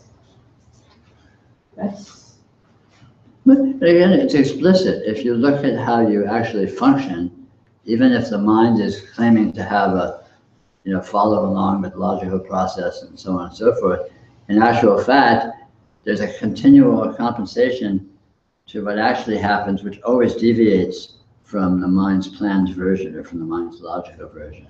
And what's doing that? Where does that come from? Yeah, but even that's happening so much less, this mind planning thing. That's just been a big freedom. Yeah, exactly. Yeah.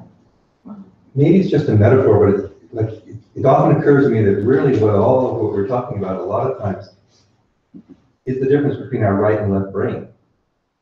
I mean, there's this fundamental difference of the two hemispheres of our brain. The right side being the perceiver, all perceptions coming through the right side, but it's nonverbal, it's non-judgmental, and it just kind of observes everything and goes, ah. And then the left side of the brain goes, oh, well, that means this and this and this, and we can manage this. And, it has this like rational management thing. Like even, history and religions, ours is this struggle between the mystical side of the brain and the material, manipulative side of the brain. And it's, that's a metaphor, but it's also a tangible biological manifestation of that. Well, the biology is a manifestation of the principle, yeah. Yeah. So I mean, it seems like, we're hardwired to have that conflict, and then we're challenged to harmonize it or somehow. Sure. I mean, humans are a kind of a setup, game structure. The human, you can think of it if you want to, as the human level of karma is prefigured to go through all of this. And then what we actually do, like in the course of what we're talking about here, is the process of going through it with skill and efficiency, as opposed to going through it clumsily, which is what everyone does all the time. I mean, everyone's a yogi. Life is yoga. Life is struggling with this condition. Right. Looking at this from a more precise yogic point of view is simply trying to maximize the efficiency of what happens naturally all the time.